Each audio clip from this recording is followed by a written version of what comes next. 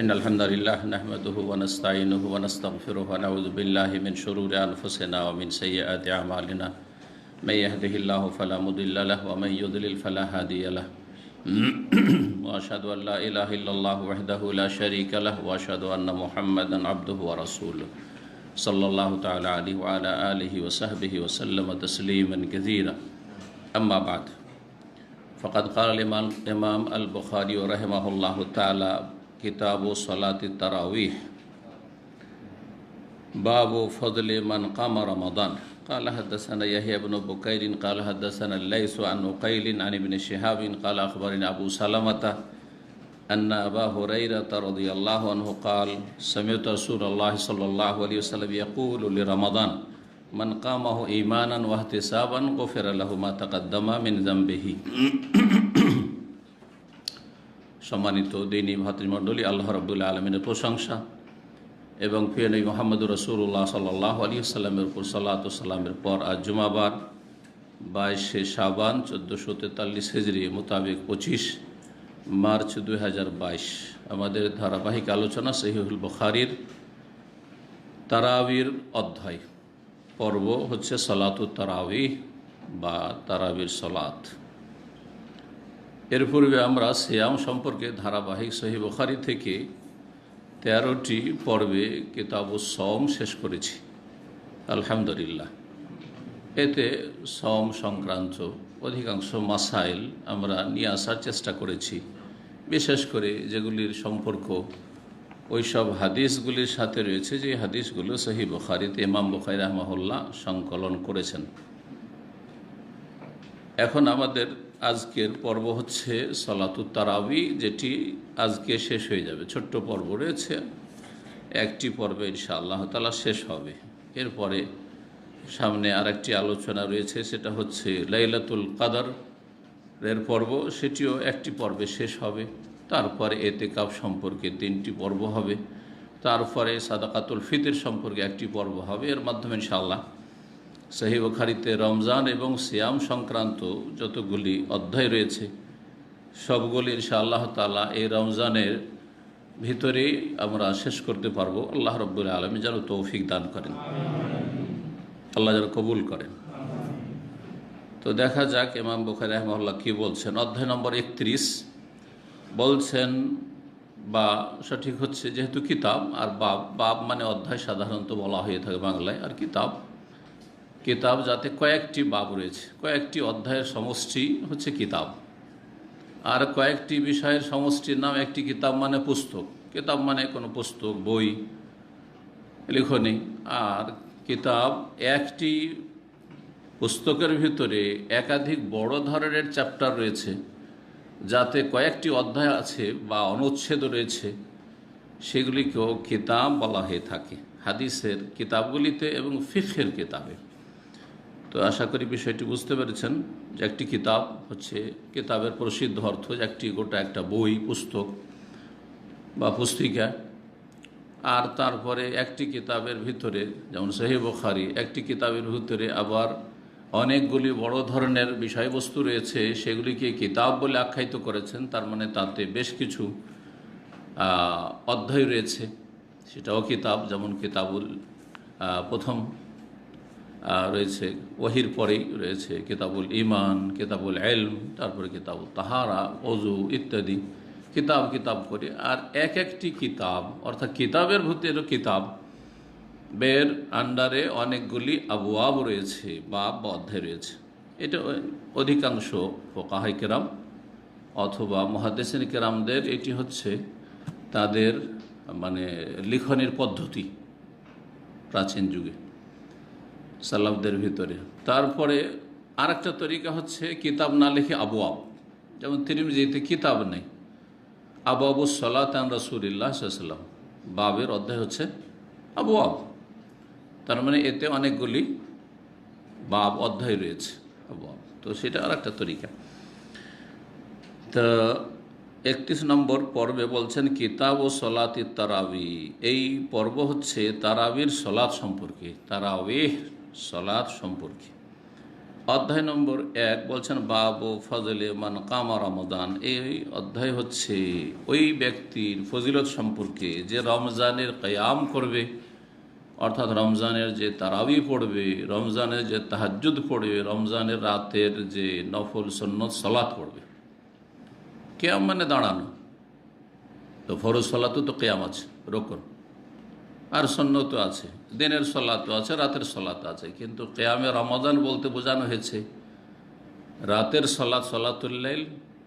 তো এর নাম শুধু কিয়ামে রমাদান বা কিয়ামুল লাইল কেন বলা হলো? গোটা বছরে যদি হয় 12 মাস, তাহলে ওর নাম হচ্ছে কিয়ামুল লাইল, রাতের সাথে সম্পৃক্ত সালাত। আর রমজানের সাথে বিশেষভাবে যখন খাস করবেন তো ওর নাম হচ্ছে কিয়ামে রমাদান, রমজান মাসের কিয়াম। তো কিয়াম কেন বলা হয়? তো তো সিজদাও আছে, রুকুও তো আছে, জলসাও তো বৈঠকও আছে, তাই না? বাহ্যিক আমল আছে, বাচনিক আমল আছে, আভ্যন্তরীণ আমল আছে, সালাতে বহুমুখী ইবাদত আছে। তো শুধু কিয়াম কেন নামকরণ হয়েছে? এই জন্য যে নবী সাল্লাল্লাহু আলাইহি ওয়াসাল্লামের সুন্নাত এবং সাহাবায়ে কেরাম সালাফে সালেহিনের সুন্নাত আদর্শ হচ্ছে এই রাতের সালাতকে লম্বা করে পড়া, দীর্ঘ সময় ধরে দাঁড়িয়ে তেলাওয়াত করা।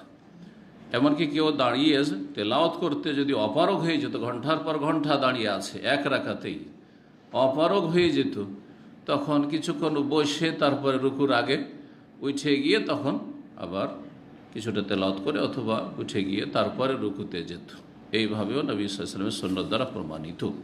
তো দীর্ঘ সময় ধরে যেহেতু তেলাওয়াত চলতে এই সলাদগুলিতে, রাতের এশা থেকে ফজর পর্যন্ত যে সলাদগুলি পড়া হয় অতিরিক্ত সলাতুল লাইল, এই জন্য এর নামকরণ হয়েছে কিয়ামুল লাইল। কিয়ামুল লাইল কোরআনের ভাষা আল্লাহ নামকরণ করেছেন। সূরা মুজাম্মিল শুরু হচ্ছে ইয়া আইয়ুহাল মুজাম্মিল কুমিল লাইলা ইল্লা কালিলা। কুমিল লাইল মানে কিয়ামুল লাইল করো, কুম কামা ইয়াকুম কিয়াম থেকে লাইল, কিয়ামুল লাইল করো, রাতের সালাত পড়ো, দীর্ঘ সময় দণ্ডায়মান হয়ে। কিয়ামুল লাইল নামটি তাহলে কোরআনী নাম। এই সালাতের নাম হচ্ছে কিয়ামে রমাদান। গতকালকের আলোচনায় যারা ছিলেন, কয়টি নাম বলেছিলাম? 5টি। মাশাআল্লাহ, একজন বলেন দেখি যারা ছিল। কিয়ামুল লাইল, কিয়ামে রমাদান, সালাত তাহাজ্জুদ, তাহাজ্জুদ, তারাবি, আর 4টা হইল সালাতুল লাইল। সালাতুল লাইল হাদিস আছে, সালাতুল লাইলে মাসনা মাসনা, রাতের সালাত 2 করে পড়তে থাকো, 2 করে পড়তে থাকো। ফাইদা খাশি আহাদুকুম সুবহা, যখন ভোর হওয়ার আশঙ্কা হবে, যখন শুভ সাদেক হয়ে যাবে, সাল্লা রাকাতান ওয়াহিদা, হ্যাঁ বাসাল্লে রাকাতান ওয়াহিদা, 1 রাকাত পড়ে নিল। তো তোর মা কাদ সাল্লাইত, সারা রাত যা পড়লে তাকে বেতর বাড়িয়ে ফেললে। তো সালাতুল লাইল নাম হাদিসে আছে। কিয়ামে রমজান নামটি এই যে সামনে হাদিস, এই হাদিসই মান কামাহু ঈমান মান কামা রমাদান। সামনের 2টি হাদিস হচ্ছে মান কামা রমাদান ঈমানান ওয়া ইহতিসাবান, যেই ব্যক্তি রমজানের কিয়াম করলো আল্লাহর প্রতি ঈমানের সাথে এবং নেকি লাভের আশায়। জি হ্যাঁ, তো কিয়ামে রমজান নাম এলো কি এলো না? তাহাজ্জুদের নাম কোথায় আছে? কোরআনে কারীমে আছে, অমিনাল লাইলি ফাতাহাজ্জাদ বিহি নাফিলাতাল লাক আসা ইয়াবআসাকা রাব্বুকা মাকামাম মাহমুদা। তাহাজ্জুদকে তাহাজ্জুদ কেন বলা হয়?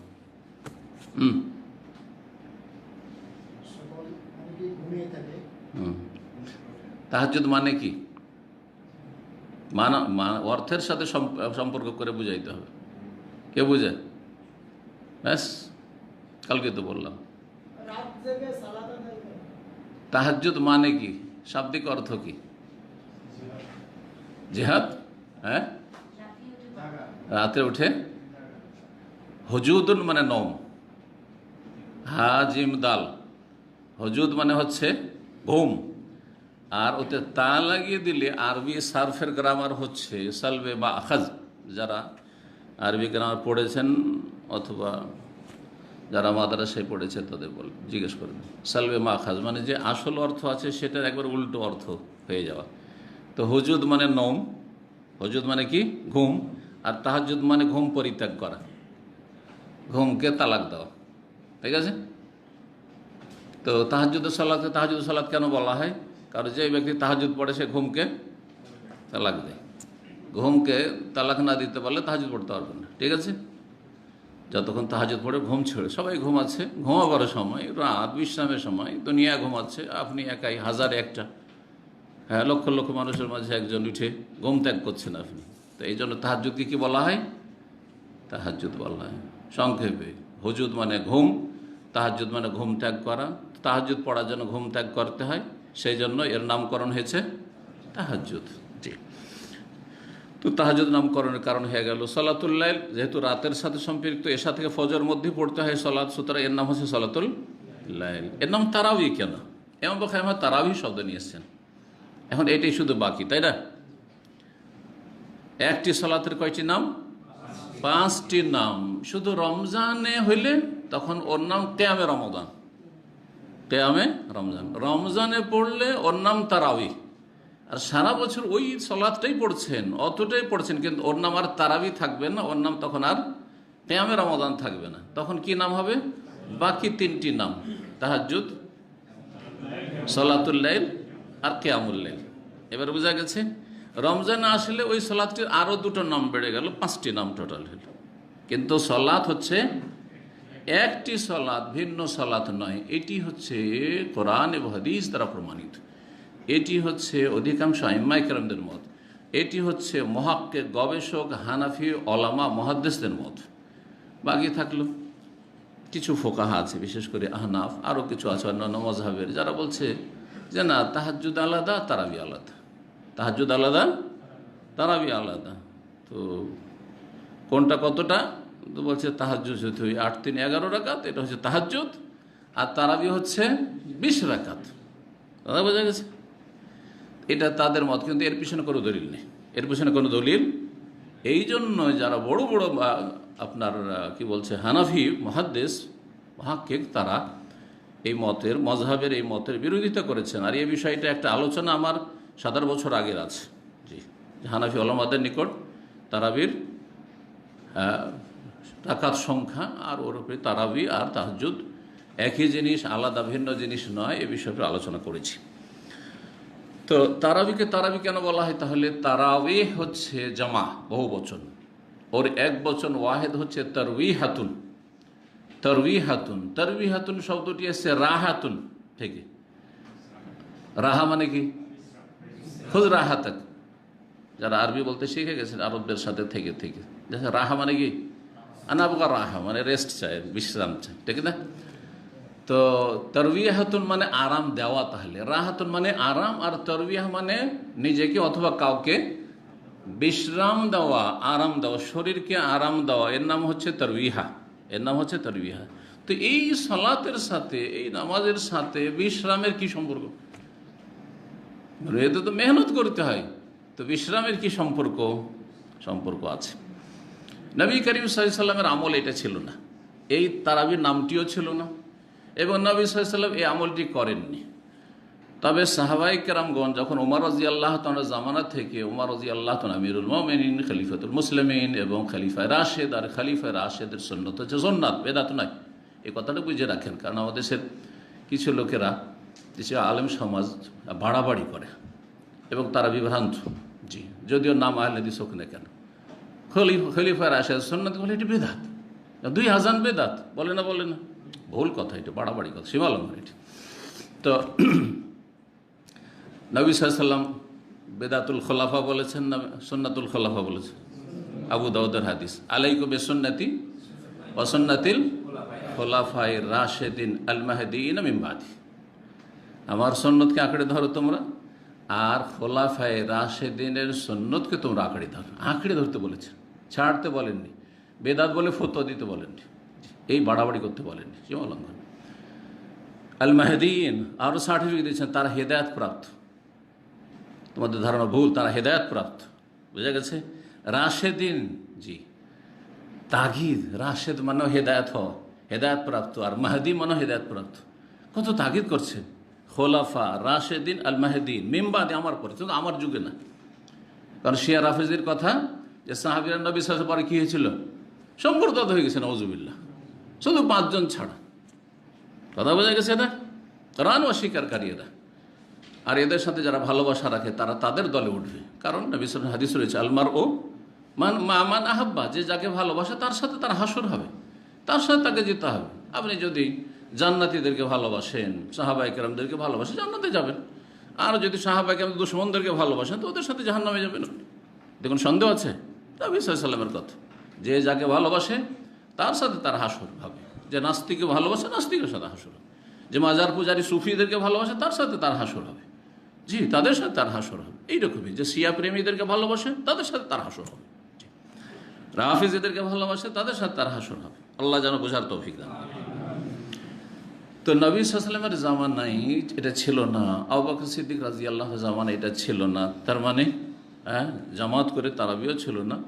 আর তারপরে প্রতি 4 রাকাতের পরে একটু বসে দীর্ঘক্ষণ সালাত পড়ে ক্লান্তি চলে এসছে, দীর্ঘক্ষণ দাঁড়িয়ে থেকে শরীরটা ক্লান্ত হয়ে গেছে, একটু বিশ্রামের প্রয়োজন। এই প্রয়োজনটাও বোধ করেননি, এটা ছিল না। সুতরাং এই আমলটি ছিল না। এক তো জামাতই ছিল না, জামাতবদ্ধ তারাবি ছিল না 30 দিন রমজান মাসে। আর তারপরে এতে এই বসাটাও ছিল না। বোঝা গেছে না? ভালো করে বুঝেন বিষয়টি। নবী সাল্লাল্লাহু আলাইহি ওয়াসাল্লাম জামানা চলে গেল, আবু বকর সিদ্দিক রাদিয়াল্লাহু আনহু জামানা এরকমই চলে গেল 2.25 বছর। তারপর ওমর রাদিয়াল্লাহু আনহু জামানার প্রথম যুগটাও চলে গেল কিছুদিন, কয়েক বছর। তারপরে হাদিস আসছে তিনি দেখেন যে বিক্ষিপ্ত হয়ে লোকেরা মসজিদে রমজান মাসে সালাত আদায় করছে রাতের। এই রাতের সালাত আদায় করছে বিক্ষিপ্ত হয়ে, কোনো জায়গায় একা একজন পড়ছে, এদিকে এখানে একজন, ওইখানে একজন, এখানে একজন, এখানে আবার 5 জন, ওখানে 10 জন, ওখানে 7 জন, এইরকম করে আউজাউন মুতাফাররিকুন, হ্যাঁ, বিক্ষিপ্তভাবে বিচ্ছিন্নভাবে কয়েকজন জামাত করছে, না হয় একা একা পড়ছে। এই দৃশ্য দেখে খলিফা রাশিদ আমিরুল মোমিন ওমর বিন খাত্তাব রাদিয়াল্লাহু তাআলা আনহুকে ভালো লাগলো না। হ্যাঁ, এক তো বাড়িতে পড়ে তো আলাদা কথা, নিজের নিজের বাড়িতে সবাই পড়ছে, কোনো অসুবিধা নেই। তারাবির সালাত অথবা তাহাজ্জুদ যত গোপনে পড়বে তত ভালো। যদিও রমজান মাসে যদি জামাত হয় তো সেটা তখন উত্তম, এটা ওলামাদের ফতোয়া। কিন্তু যখন জামাত ছিল না তখন কি ছিল?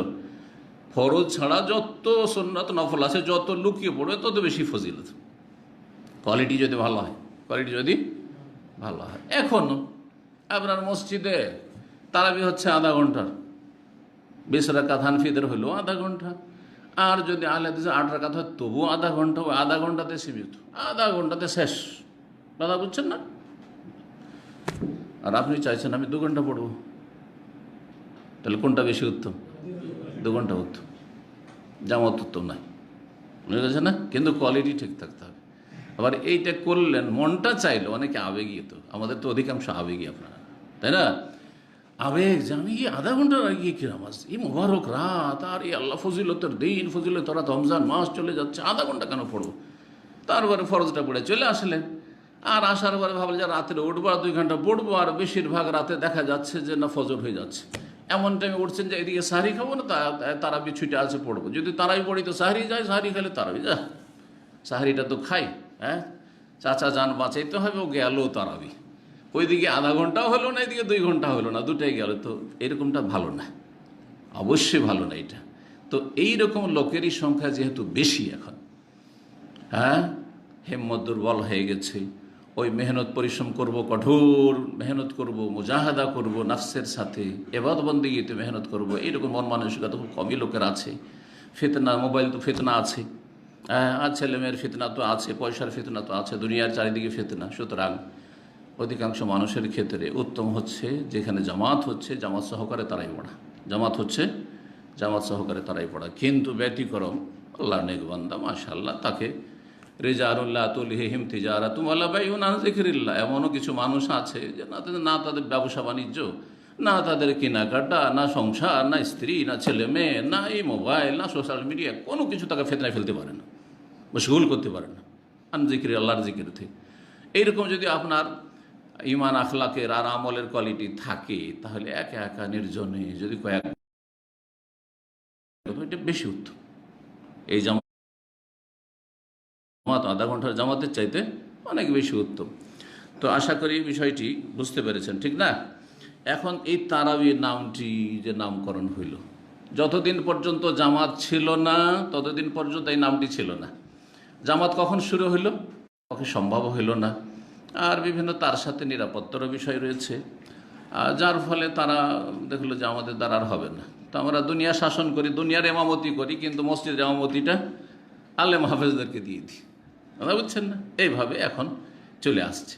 জি, কিন্তু আসল হচ্ছে ওইটাই, কিন্তু যে দেশের শাসক সেই ব্যক্তি, তার মধ্যে যোগ্যতা থাকে ইমামতির, এবং তিনি ইমামতি করবেন এবং তিনি হকদার ইমামতি করান।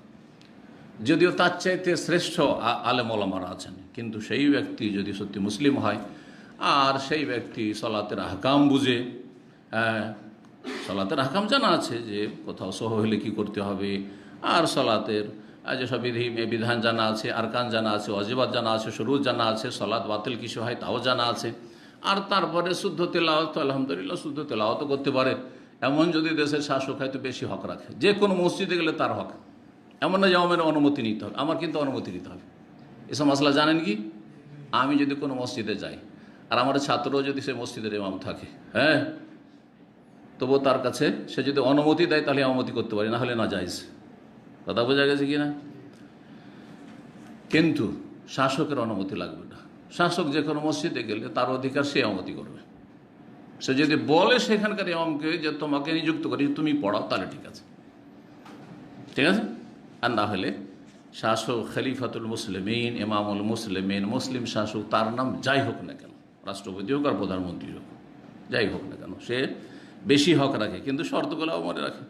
কালকে বলবেন যে শাইখ বলেছে যে রাষ্ট্রপতি প্রধানমন্ত্রী অনুমতি করবে, হ্যাঁ, শর্ত আছে, শর্ত আছে, যে শর্তগুলি বললাম, আরকান জানা আছে, ওয়াজিবাত জানা আছে, আর সলাতের সুন্নাত জানা আছে, মুবতিলাতুস সলাত জানা আছে, ইত্যাদি ইত্যাদি সমস্ত আহকাম মাসাইল জানা আছে, আর শুদ্ধ তেলাওয়াত, অন্তত সূরা ফাতিহার তেলাওয়াত একবারে তাজউইদে, কারণ ওইটি ফরজ, বাকিগুলো সুন্নাত, ওইটি যদি নাও পড়ে তবু নামাজ হয়ে যাবে। কথা বোঝা গেছে না? কিন্তু সূরা ফাতিহাতে যদি লাহনে জালি স্পষ্ট ভুল হয়, যাতে অর্থ পাল্টে যাবে, তাহলে সালাত বাতিল হয়ে যাবে। তো তারাবির নাম এখন এখানে তো আসেনি। তারাবির নাম কখন পড়লো? ওমর রাদিয়াল্লাহু তাআলা আনহু যখন লম্বা সালাত শুরু করালেন, ইমাম কে হইলেন? নিজে? তাহলে কি ওমর রাদিয়াল্লাহু মুক্তাদি হয়ে তারাই পড়তেন মসজিদে? হ্যাঁ, এগুলো বুঝতে হবে না। তিনি ইমাম হইলেন না, তাহলে কি খলিফা মুক্তাদি হয়ে তারাই পড়ছেন নাকি? হ্যাঁ, সামনে ঘটনা আসছে তাতে বুঝতে পারে যে বাইরে থেকে আসছেন, তাই না? আর বললেন যে এদেরকে জমা করে দিই, যারা মসজিদে আসছে তারা যেন এক জামাত করে নামাজ পড়ে। তার মানে তিনি বাড়িতেই দীর্ঘ সময় ধরে হয়তো পড়ছেন, ঠিক না? তাহলে জামাতে তারাই পড়া যদি জরুরি হইতো, তো ওমর রাদিয়াল্লাহু তো ওই জামাতের শরীক হতেন, এই কথাও স্পষ্ট থাকতো। এর বোঝা গেছে? জি হ্যাঁ। কিন্তু যদি খলিফা মনে করে যে আমি জামাতের শরীক হব মুক্তাদি হয়ে অথবা ইমাম হয়ে, সবটাই জায়েজ তার জন্য, অথবা বাড়িতে বড়, সেটাও জায়েজ। তাহলে তিনটি অবস্থা হলো। খলিফা যদি মনে করে, নেতা যদি মনে করেন যে আমি ইমাম হব, তাও ইমাম হতে পারে। যদি মুক্তাদি হয়ে মসজিদে পড়বো জামাতে তারাবি, তাও ঠিক আছে। আজ বলে বাসাতে পড়বো আমি বচ্চাইতে ভালো করে বা আমার সুবিধা মতো। তারপরে এ কথা তাতে বলছেন যে যারা প্রথম রাতে পড়ছে, হ্যাঁ, তার চাইতে উত্তম কারা?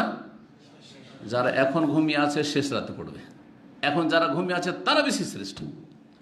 তাহলে বোঝা গেল যে কেউ যদি শেষ রাতে পড়ে বেশি প্রথমে, কিন্তু কোয়ালিটিটা ভালো হতে হবে, সময়টাও ভালো আর তার সাথে কোয়ালিটিটাও ভালো হতে হবে। যখন এই লম্বা তারাবি শুরু হলো উবাই বিন কাবের ইমামতিতে, আর মুয়াত্তাতে রয়েছে আরেকজন কারি, তার সহযোগী তামিম দারি। কারি মানে শুধু কারি না আজকালকার মতো, কারি হাফেজ এবং আলেমও ছিলেন তারা। কেন অনেকে মনে করে যে হাফেজ হইলেই ইমামতি করবে, অথচ ভালো আলেম একজন আছে শুদ্ধ তেলাওয়াত করে, আর এই হাফেজ কিছুই বুঝে না অর্থ। বলেন যে জালিকাল কিতাবুল লা রাইবা ফি, মুখস্থ তো আছে তোমারও, এর মানে কি? বলছে তা তো বুঝি না, আমি মুখস্থ করেছি, আমি হাফেজ। সে বেশি হক রাখে ইমামতির, না যে আলেম যে অর্থ বুঝে?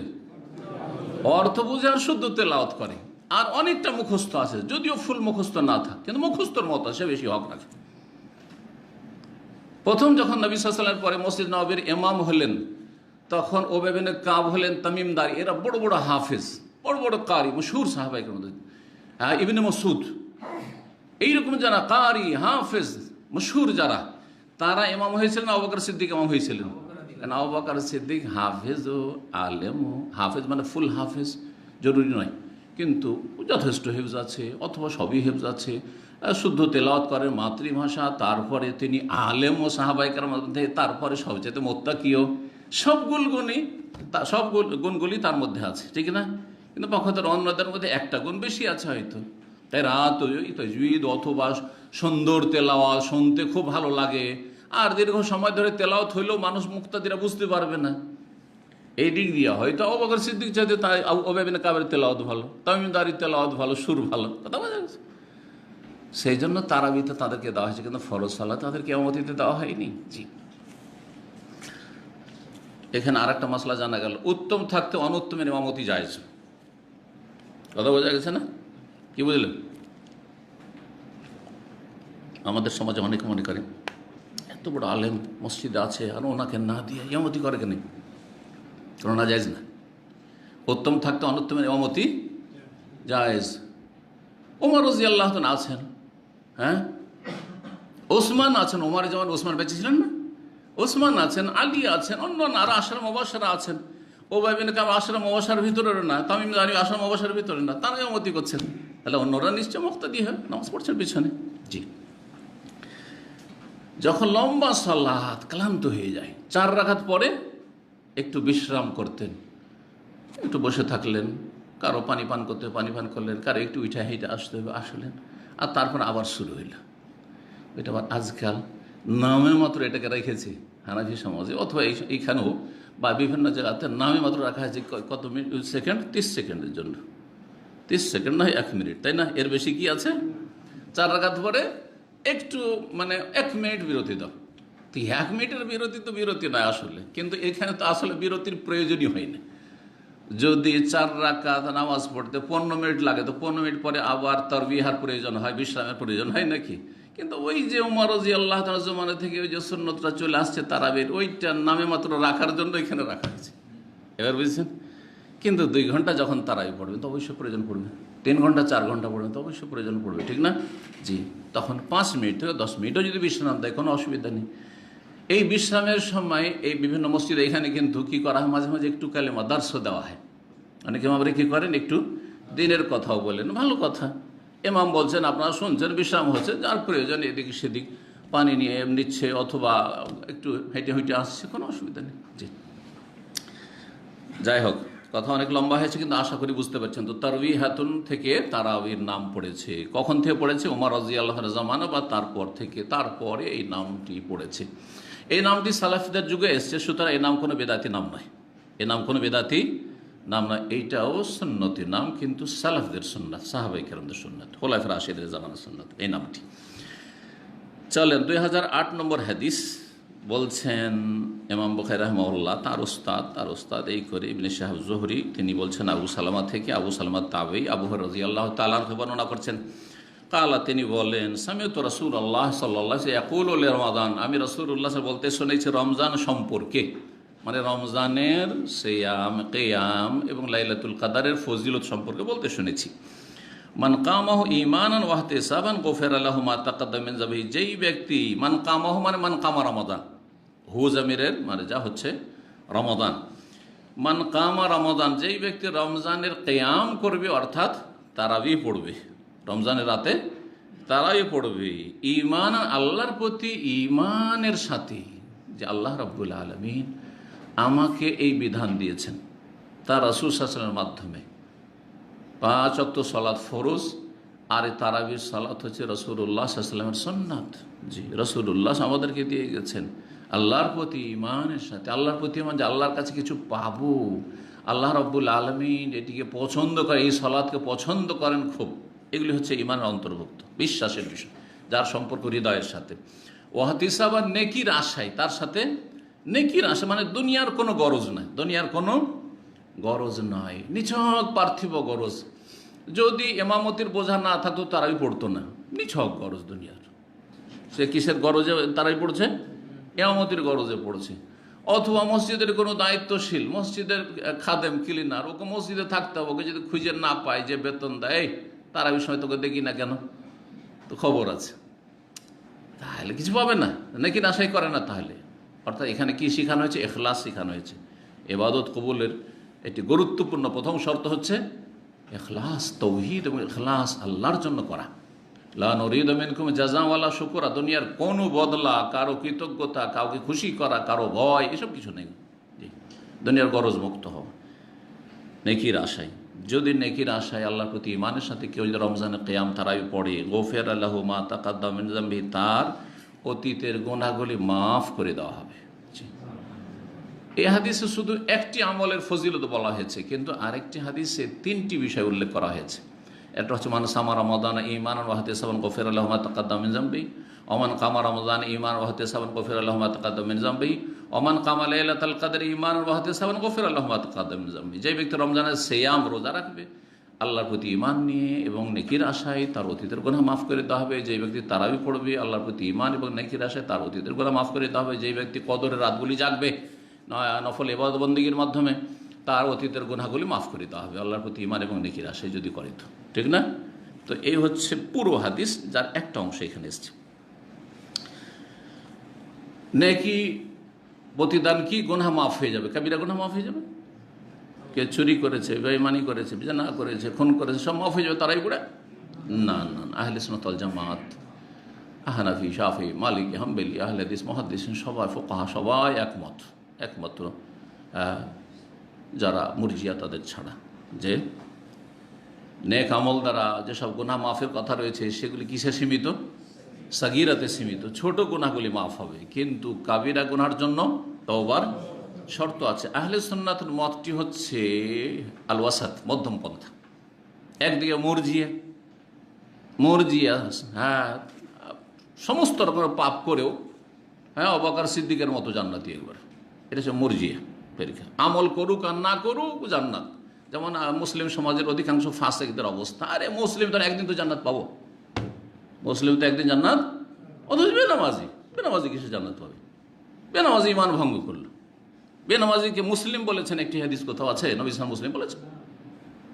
খুনিকে মুসলিম বলেছে, কিন্তু বেনামাজিকে মুসলিম বলেননি। ওয়াইন তাইফাতান মিনাল মুমিনিনা ইকতাতালু, সূরা হুজরাতে আল্লাহ খুনিকে আপোষে মারামারি করছে তাদেরকে মুসলিম বলেছেন, মুমিন বলেছেন, কিন্তু বেনামাজিকে কোথাও মুসলিম বলা হয়নি। বরং সাহাবাকে এজমাজ বেনামাজি মুসলিম থাকেন। অধিকাংশ বেনামাজি মুসলিমের শতকরা 95 জন 98 জন বেনামাজি, 3 ওয়াক্ত নামাজি, 4 ওয়াক্ত নামাজি, আর বলছেন যে একদিন তো জান্নাত পাবো, জান্নাতের আসলে এটা মুরজিয়ায়েরা, আসলে মুরজিয়ায়েরা। এর বিপরীতে খাওয়ারিজ এবং মুতাজিলা, কাবিরা গুনাহ করলে ইসলাম থেকে শেষ, কাবিরা গুনাহ করলে ইসলাম থেকে বেরিয়ে গেল, চিরকাল জাহান্নামে থাকবে খাওয়ারিজদের কাছে। আর মুতাজিলার কাছে সে ইসলাম থেকে বেরোলো কিন্তু কাফের হলো না, মাঝামাঝি এক জায়গায় থাকলো দুনিয়াতে, ওর কাফেরও না মুসলিম না, আর শেষখানে খাওয়ারিজদের সাথে চিরকাল জাহান্নামে। একটা কাবিরা গুনাহ করলে আর যদি সে তওবা সংশোধন না করে আসলে চিরকাল জাহান্নামে থাকবে। এরা চরমপন্থী, খাওয়ারিজরা হচ্ছে চরমপন্থী, আর মুরজিরা হচ্ছে শিথিলপন্থী, ঢিলাপন্থী। আহলে সুন্নাত ওয়াল জামাত হচ্ছে মধ্যমপন্থী। তো আল্লাহ যেন আমাদেরকে সমস্ত গুনাহ থেকে মুক্ত হওয়ার তৌফিক দান করেন। 2009 হাদিস আবু হুরায়রা রাদিয়াল্লাহু তাআলা থেকে বর্ণিত, বলছেন আন্না রাসূলুল্লাহ সাল্লাল্লাহু আলাইহি ওয়াসাল্লাম রাসূল বলেছেন, মান কামা রমাদান ঈমানান ওয়া ইহতিসাবান গফিরা লাহু মা তাকাদ্দাম মিন যামবিহি। হাদিস ওইটাই। কালা ইবনে শিহাবিন, ইমাম ইবনে শিহাব যুহরি, তার নাম ছিল মোহাম্মদ বিন শিহাব আজ-যুহরি, বানু যুহরা বংশের, মদিনার মানুষ, মদিনার তাবি, প্রখ্যাত তাবি, মুহাদ্দিস। ফাতুফিয়া রাসূলুল্লাহ সাল্লাল্লাহু আলাইহি ওয়াসাল্লাম ওয়ান নাসু আলা যালিক, রাসূলুল্লাহ সাল্লাল্লাহু আলাইহি ওয়াসাল্লাম ইন্তেকাল করলেন, মানুষের তারাবি পড়ার বা কিয়ামুল লাইলের অভ্যাসটা ওই রকমই থেকে গেল যেমনটা রাসূলুল্লাহ সাল্লাল্লাহু আলাইহি ওয়াসাল্লাম করেছেন। সেটা হচ্ছে যে নিজের বাড়িতে পড়ছে, আপন পড়ছে। নবী সাল্লাল্লাহু আলাইহি ওয়াসাল্লাম মাত্র 3 দিন মসজিদে এসেছেন, আর 3 দিন পড়েছেন, আর চতুর্থ দিন দেখলেন যে মসজিদ ফুল হয়ে গেছে, আর আসলেন না। হাদিস সামনে আসছে। এর উপরই থেকে গেল, মানে জামাত তারাবি মসজিদে হতো না, জামাত সহকারে তারাবি না মদিনার মসজিদে, না মক্কার মসজিদে, না কোনো জায়গায় কোথাও হইতো না, নবী সাল্লাল্লাহু আলাইহি ওয়াসাল্লামের জামানায় হইতো না। জি, বলছেন যে নবী সাল্লাল্লাহু আলাইহি ওয়াসাল্লামের জামানায় ওইরকমটা থেকে গেল। সুম্মা কানাল আমরু আলা যালিকা ফি খিলাফাতি আবি বকরিন রাদিয়াল্লাহু আনহু, তারপরে এইরকমটাই থেকে গেল আবু বকর সিদ্দিক রাদিয়াল্লাহু তাআলা আনহুর খেলাফত আমলেও। ওয়াসাদানাম মিন খেলাফত উমর রাদিয়াল্লাহু তাআলা আনহুর খেলাফতের শুরু প্রথম দিকেও এরকমটা থেকে গেল, প্রথম যুগে থেকে গেল। তারপরে ওমর রাদিয়াল্লাহু তাআলা আনহু এক জামাতে সবগুলিকে কি করলেন? একত্রিত করলেন, যে যারা মসজিদে পড়বে তারা এক জামাত করে পড়বে। এই বিক্ষিপ্ত হয়ে পড়ছে, এই দৃশ্য ভালো লাগছে না, এর চাইতে ভালো যে একসাথে পড়ো, যখন মসজিদেই পড়বে তো একসাথে পড়ো। আর নবী সাল্লাল্লাহু আলাইহি সাল্লাম 3 দিন যেহেতু পড়েছেন, সুতরাং নবী সাল্লাল্লাহু আলাইহি সাল্লাম তার সুন্নত দিয়ে এটাকে প্রমাণ করে গেছেন, স্বীকৃতি দিয়ে গেছেন। জি, সুতরাং এটি বেদাত নয়, বেদাত নয়। যদি নবী সাল্লাল্লাহু আলাইহি ওয়াসাল্লাম একদিনও না করতেন তখন বলতেন, তারপরেও খলিফার সুন্নাত সুন্নাত। জি, খলিফার সুন্নাত সুন্নাত, তারপরে বেদাত বলা যাবে না। শুধু আপনাদের একটা প্রশ্ন থেকে যে তাহলে উমর রাদিয়াল্লাহু বেদাত কেন বললেন, তো ওর উত্তর দিচ্ছি, আসছে হাদিস তখন। 2010 নম্বর হাদিস ইবনে শাহাব উরওয়া থেকে, ওরা ইবনে জুবাইর তাবেঈ এবং সাহাবীর ছেলে, মা আয়েশা রাদিয়াল্লাহু তাআলা আনহার বোনের ছেলে, আসমা রাদিয়াল্লাহু তাআলা আনহার ছেলে, আব্দুর রহমান ইবনে আবদিনিল কারি। আব্দুর রহমান হচ্ছে আব্দের ছেলে, আর ও বানু কারা বংশের, সেজন্য আবদিন আল কারি। আবদিনে তানবিন দিয়ে পড়তে হবে, অর্থাৎ এটা এই জন্য আমি সতর্ক করছি যে আব্দুল কারি কেউ যেন না পড়ে, আব্দুল কারি যেন না পড়ে। আব্দুল কারি মানে কারির বান্দা। আব্দুল কারি যদি কেউ পড়ে তাহলে ওর মানে কি হয়ে যাবে? কারির বান্দা। তো আল্লাহর নাম কি কারি আছে নাকি? আল্লাহর নাম কারি নয়। তাহলে এই নাম সালাফদের যে আব্দুল কারি কি করে হইতে পারে? এটা আসলে আব্দুল কারি নয়। কেউ যদি আব্দুল কারি নাম রাখে তো জায়েজ নয়, কিন্তু এটি ছিল আব্দুর রহমান, আব্দুর রহমান ইবনে আব্দ, আব্দের ছেলে। শুধু আব্দ কিন্তু নাম রাখতো ওই যুগে, শুধু আব্দ। যেমন ইবনে মাসউদ রাদিয়াল্লাহু তাআলা আনহু বলা হতো উম্মে আব্দ, আব্দের মায়ের সন্তান, ইবনে উম্মে আব্দ, আব্দের মায়ের সন্তান, আব্দের মায়ের সন্তান, উম্মে আব্দের সন্তান বলা হয়েছে। তাহলে শুধু আব্দ কেউ যদি নাম রাখে যায়, আব্দ কার? আব্দ আল্লাহর আব্দ, আল্লাহর বান্দা। আব্দুন ছিল এই আব্দুর রহমানের বাপের নাম। আচ্ছা, কারি কেন লাগানো হলো? বলছে এই জন্য তানবিন দিয়ে দেওয়া হয়েছে, এখানে তানবিন দিয়ে রেখেছে। আল কারি, সে একটি কাররা বংশ, কারা বংশ। জি, সিরাতের কিতাবে এসছে আজল এবং কারা, তাদের ঘটনা, ওই আপনার বীরে মৌনার ঘটনাতে তাদের নাম এসেছে। তো এই কারা বংশের লোক ছিলেন এই আব্দুর রহমান, সেই জন্য বলা হয়েছে আব্দুর রহমান ইবনে আবদ, যে কাররা বংশের আল কারি। আন্নাহু কাল, তিনি বলেন, খারাজতু মা উমর খাত্তাব। এই আব্দুর রহমান উপদেষ্টা ছিলেন অথবা সঙ্গী ছিলেন, খাদেম ছিলেন কার? আমিরুল মুমিনিনের ওমর খাত্তাব রাদিয়াল্লাহু তাআলা আনহু। বলছেন ওমর রাদিয়াল্লাহু তাআলার সাথে আমি বের হইলাম লাইলাতান ফি রমাদান, কোন এক রাতে রমজান মাসে, এলাল মসজিদে, মসজিদের উদ্দেশ্যে। কারণ ওমর রাদিয়াল্লাহু তাআলা আনহু খেলাফত আমলে তিনি টহল দিতেন, পাড়ায় পাড়ায় গলি গলি টহল দিতেন, আর সবার সুখ দুঃখের খোঁজ খবর নিতেন। তার মধ্যে মসজিদে একটু টহল দিচ্ছে, যে রাত্রে চলে তো মসজিদে নবীতে একটু ঘুরে আসি, তো মসজিদ টহল দিতে এসছেন। তো মসজিদে বের হলাম, সঙ্গী ছিলেন এই আব্দুর রহমান আল কারি। বলছেন ফায়দান নাস আউজাউন মুতাফাররিকুন, দেখি যে লোকজন বিক্ষিপ্ত হয়ে সালাত আদায় করছে। আউজা মানে হচ্ছে ফেরাক, ফিরকাতুন যেটি, সেটি হচ্ছে ফিরকাতুনের বহুবচন ফেরাক, আউজা। বিভক্ত হয়ে, বিক্ষিপ্ত হয়ে তারা কি করছে? সালাত আদায় করছে। ইউসাল্লির রাজুলু লিনাফসিহি, কোন জায়গায় দেখছি যে একজন শুধু একাকী সালাত আদায় করছে নিজের জন্য। ওয়ায়ুসাল্লির রাজুলু, আরেক জায়গায় দেখি একজন লোক সালাত শুরু করেছে, ফায়ুসাল্লি বিসালাতির রাহত, তার পিছনে কয়েকজন লেগে গেছে, 2-4-5 জন লেগে গেছে, এখানে 2-4-5 জন, কার ওখানে 10 জন লেগে গেছে। এইভাবে গোটা মসজিদে কোনো জায়গায় জামাত চলছে ছোট ছোট, আর কোনো জায়গায় একা একা সালাত আদায় করছে। যেমন আজকাল সুন্নত পড়ার দৃশ্য, হ্যাঁ, আজকালকার জামানায় সুন্নত পড়ার দৃশ্য, আর তার সাথে জামাত চলার দৃশ্য। কখনো কখনো যাহা বড় মসজিদে এই কোনাতে একটা জামাত, ওই কোনাতে একটা জামাত, 2তলা 3তলাতে, ওই 2তলা তো জামাত হচ্ছে, 3তলা তো জামাত হচ্ছে, নিচেও জামাত হচ্ছে। করছে না? করছে না? যদিও জেনে শুনে একাধিক জামাত জায়েজ নয় এক মসজিদে, জেনে শুনে। কিন্তু অজান্তে যদি হয়ে যায়, ওপরের লোকেরা নিচে খোঁজ রাখতে পারলো না, আর ওপরে একটা জামাত শুরু করে দিল, সুবিধা নেই। যাই হোক, এইভাবে চলছিল। ফাকালা ওমর রাদিয়াল্লাহু তাআলা এই দৃশ্য দেখে পছন্দ করলেন না। কেন এই বিক্ষিপ্ত মুসলিমরা এখানে আল্লাহর ঘরে, তো কেমন লাগছে যেন। বলছে ইন্নী আরা, আমার মত হচ্ছে, আমি দেখছি, মানে আমার মত, এখান থেকে রায়, আরা থেকে রায় মানে হচ্ছে মত।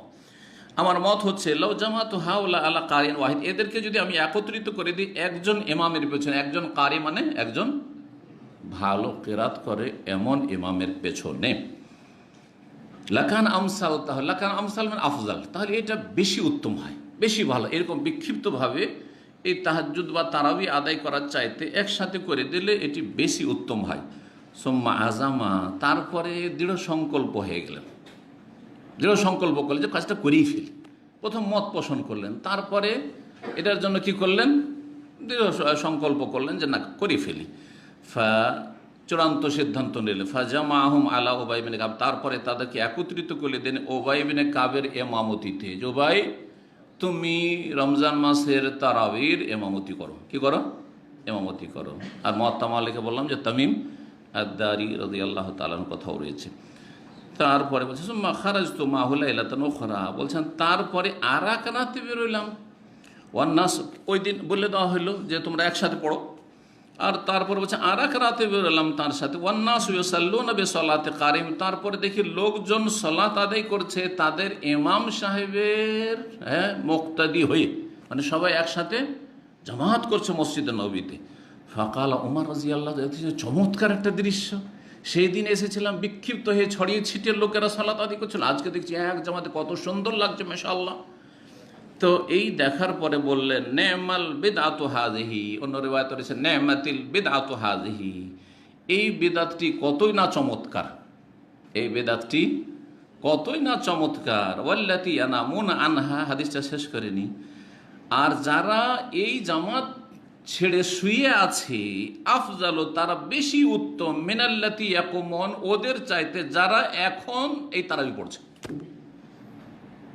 আপনাদের তো মাথা ঘুরে যাবে যে কেমন কথা, এরা তারাই পড়ছে, এর চাইতে উত্তম হচ্ছে যারা শুয়ে আছে, এটা কেমন কথা হইল? হ্যাঁ, এটা ওই রকমই মনে হবে আপনাদেরকে, যেমন আপনাদের হুজুররা ফতোয়া দিয়ে রেখেছে যে আলেমের ঘুম আবেদের এবাদতের চাইতে উত্তম, তাই না? হ্যাঁ হ্যাঁ, জাল, ওটা জাল কথা। কিন্তু এটার একটা ব্যাখ্যা আছে, ব্যাখ্যাটা একটু আগে বলেছি। কিন্তু যারা এখন ঘুমিয়ে আছে কিন্তু পরে পড়বে, শেষ রাতে পড়বে, উত্তম সময়টা পড়বে, যখন আল্লাহ প্রথম আকাশে এসে বান্দাকে ডাক দেন, অত্যন্ত নিকটবর্তী হয়ে যান, এটা হচ্ছে উদ্দেশ্য। আর ওমর রাদিয়াল্লাহু তাদের অন্তর্ভুক্ত, যে এখন আমি পড়ছি না, শেষ রাতে অন্যরা পড়বে। আরও সব বহু লোক আছে যারা মদিনায় বসবাস করে, সাহাবায়ে কেরামদের আওলাদ, জি, নর নারী।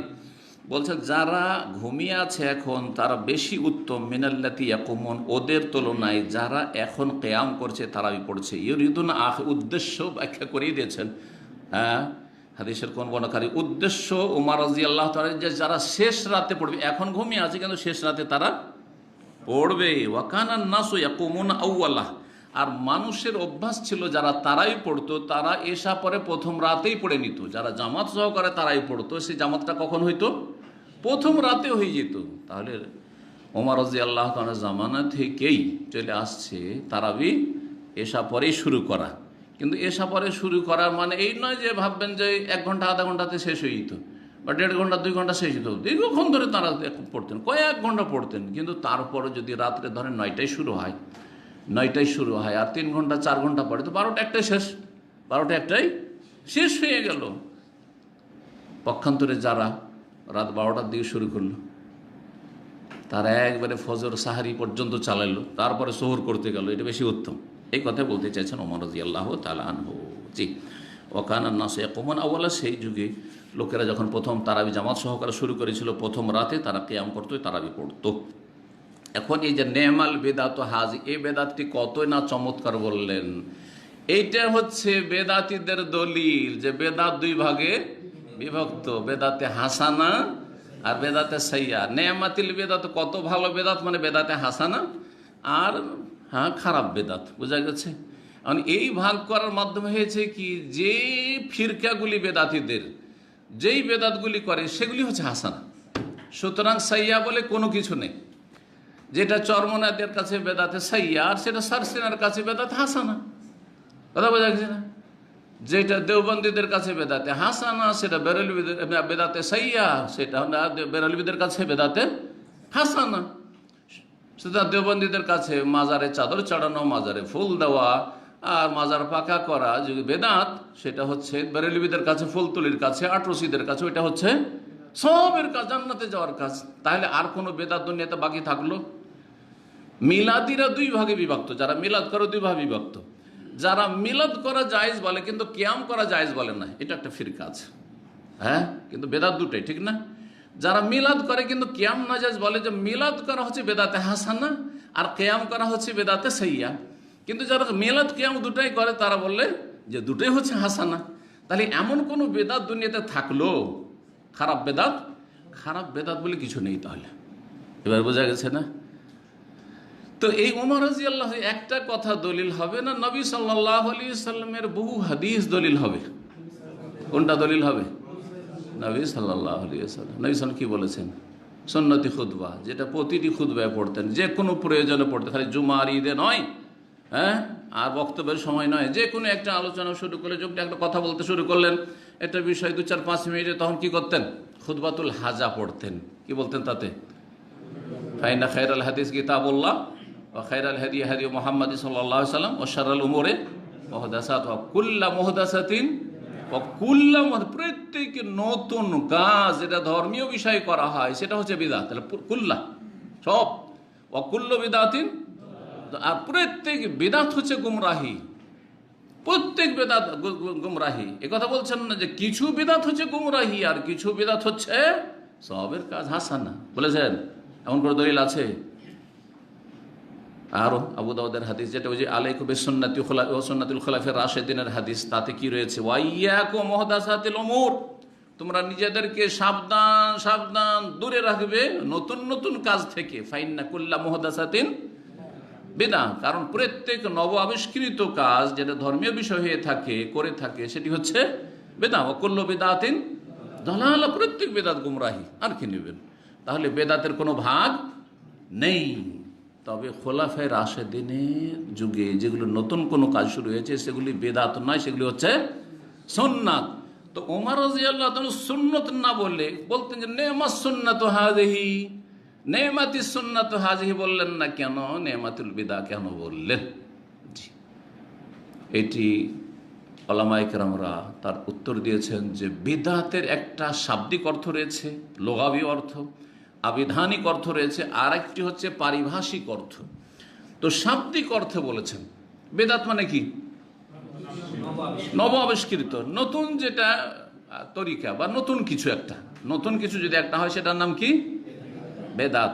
তো এই যে একসাথে সবাইকে জমা করে দিলাম, একজন পড়াচ্ছে আর বাকিরা সব মুক্তাদি হয়ে গোটা মাস ধরে 30 দিন তারাবি পড়ছে, এটি একটা নতুন পদ্ধতি আমি চালু করে দিলাম। নবী সাল্লাল্লাহু আলাইহি ওয়াসাল্লাম এই 30 দিন করেনি, মাত্র 3 দিন করেছেন। এই জিনিসটা খুব সুন্দর, এটা হচ্ছে খুব সুন্দর। শাব্দিক অর্থ বলেছেন, আবিধানিক অর্থ বলেছেন, শারঈ অর্থ বলেননি। কারণ শারঈ অর্থে মানে বা পারিভাষিক অর্থ মানে যে বেদাতের সংজ্ঞা, তাহলে দেখতে হবে বেদাতের সংজ্ঞা কি? নবী সাল্লাল্লাহু আলাইহি ওয়াসাল্লাম থেকে যা প্রমাণিত নয়, আর সেটাকে যদি ধর্ম দিন বলে করেন, সওয়াবের আশায় করে, সেটার নাম কি? বেদাত। তো এই তারাবি কি নবী সাল্লাল্লাহু আলাইহি ওয়াসাল্লাম থেকে প্রমাণিত নয়? জামাত করা প্রমাণিত নয়? প্রমাণিত, কিন্তু কয়দিন? 3 দিন। আচ্ছা, 3 দিন পরে কেন করেননি? তার উত্তর সামনের হাদিসে আসছে। কেন করেন নাই?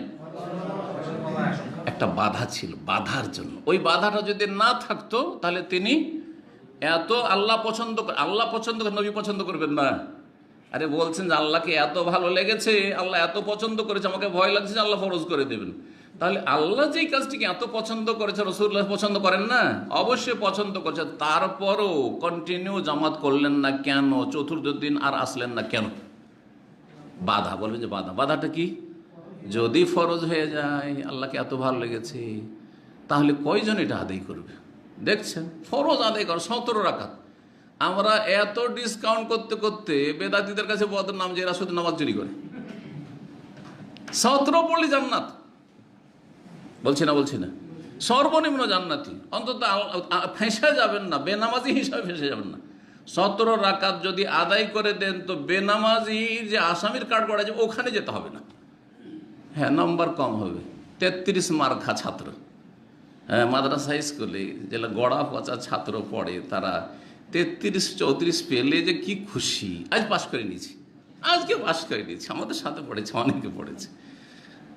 আর যারা আমাদের মতো ছিল, 1টা নম্বর 2টা নম্বর যদি কম হয়ে গেছে, একটু ভুল হয়ে গেছে, ওরে সারা দিন মনে হচ্ছে উফ, মন বিষিয়েছে, কষ্ট পেয়েছি, কি করলাম, 1টা নম্বর কেটে গেল, আজ এই 2টা নম্বর কেটে গেল, ঠিক কিনা? তো ঠিক ওই রকমই আপনারা মুসলিম সমাজ, সর্বনিম্ন মুসলিম থাকতে চান তো 17 আদায় করেন, আর যদি মানে একটু ভালো কোয়ালিটির মুসলিম হব তখন 10-12 রাকাত সুন্নাত আছে, বেতর আছে, তাহাজ্জুদ আছে, সালাত দোহা ইশরাক আছে, ইত্যাদি আরও নফল আছে, পড়তে থাকেন, বিনা কারণে নফল পড়তে থাকেন, কোনো অসুবিধা নেই। তো আল্লাহ মুস্তান। চলেন, কথা শেষ হয়েছে। হ্যাঁ, নবী সাল্লাল্লাহু আলাইহি ওয়াসাল্লাম 3 দিন পড়েছে, সুতরাং এটি বিদআত নয়। তাহলে বিদআত যে বলেছেন ওমর রাদিয়াল্লাহু তাআলা আনহু, সেটা শাব্দিক অর্থে বলেছেন, সেটা পারিভাষিক অর্থে বা শরঈ ভাষায় তিনি বলেন নাই। জি, কারণ খোলাফায়ে রাশেদিনের সুন্নত বা নতুন কিছু করলে সেটি সুন্নাত, সেটি বিদআত নয়। এটাও আমাদের কাছে স্বীকৃত, এটাও আমাদের কাছে স্বীকৃত এবং প্রমাণিত। কার কথার ভিত্তিতে? নবী সাল্লাল্লাহু কথার ভিত্তিতে, বা সুন্নাতুল খোলাফা। জি, 2011 নম্বর হাদিস, মা আয়েশা রাদিয়াল্লাহু তাআলা আনহা বর্ণিত, তিনি বলছেন, জওজেন নবী সাল্লাল্লাহু আলাইহি ওয়াসাল্লাম সহধর্মিনী, আন্না রাসূলুল্লাহ সাল্লাল্লাহু, রাসূলুল্লাহ সালাত আদায় করলেন, মানে রাতের সালাত তারাবি আদায় করলেন, যালিকা ফি রমাদান, রমজান মাসে। কিন্তু একেবারে সংক্ষেপ করে দেওয়া হয়েছে, কয়দিন আদায় করলেন, হ্যাঁ, কীভাবে আদায় করলেন, আর বাকি দিনগুলো বাড়িতে নিয়মিত পড়েছেন, এতগুলি কথা আছে। চলেন, সামনে আসছে 2012 নম্বর হাদিস, মা আয়েশা রাদিয়াল্লাহু তাআলা আনহা থেকে উরওয়া বর্ণনা করছেন, বলছেন, আন্না রাসূলুল্লাহ খারাজা লাইলাতান মিন জাওফিল লাইল, রাসূলুল্লাহ সাল্লাল্লাহু আলাইহি ওয়াসাল্লাম এক রাতে, গভীর রাতে বের হলেন। জওফ মানে পেট, জওফ পেটকে বলা হয়। জাওফিল লাইলে মানে গভীর রাতে, বেশি রাত হওয়ার পরে, ধরেন 11টা-12টা হয়ে গেছে, মানুষ প্রায় ঘুমিয়ে যাওয়ার মতো এই সময়টা বেরিয়েছেন, অথবা 12টা-1টা হয়ে গেছে, এই সময় আর কি। ফাসাল্লা ফিল মসজিদে, মসজিদে গিয়ে সালাত আদায় করলেন। তাহলে অন্য দিনে কি করতেন? বাড়িতেই আদায় করতেন। গোটা বছর যে তারাবি পড়ছেন, তাহাজ্জুদ পড়ছেন, ওইটাই এখন নাম যাই দেন না কেন, ওই নামাজটা পড়ার জন্য, ওই সালাতটা পড়ার জন্য মসজিদে গেলেন। তাহলে বোঝা গেল, কেউ যদি তাহাজ্জুদ পড়ে অভ্যস্ত হয় আর মাঝে মাঝে মসজিদে গিয়েও তাহাজ্জুদ পড়ে, তো কোনো অসুবিধা নেই। ব্যাস লোক দেখানোর নিয়ত না আসে, শয়তান সুযোগ না নেই। আর যত গোপনে মসজিদের চাইতে বাড়িতে পড়লে বেশি নেকি পেতেন বাসায় পড়লে, যদি বাসায় তো এরকম পরিবেশ থাকে। অনেকের বাসায় পরিবেশ আছে, অনেকের বাসায় পরিবেশ নেই। আপনারা অনেকে যে ব্যাচেলার থাকছেন, সালাত পড়ার মতো জায়গা নেই, জি, ভালো এরকম পরিবেশ নেই, ধরেন আশেপাশে সিগারেটের গন্ধ, অথবা পরিবেশও নেই, পড়ার মতো জায়গা নেই, লাইট জ্বালানো যাবে না, কোন রকম করে রুম থেকে বেরোতে হবে, সব বেনামাজিরা পাল এখানে বাস করে, ঠিক আছে। আর তাহাজ্জুদ পড়বেন আপনি, তাহলে মসজিদে চলে আসেন, কোনো অসুবিধা নেই।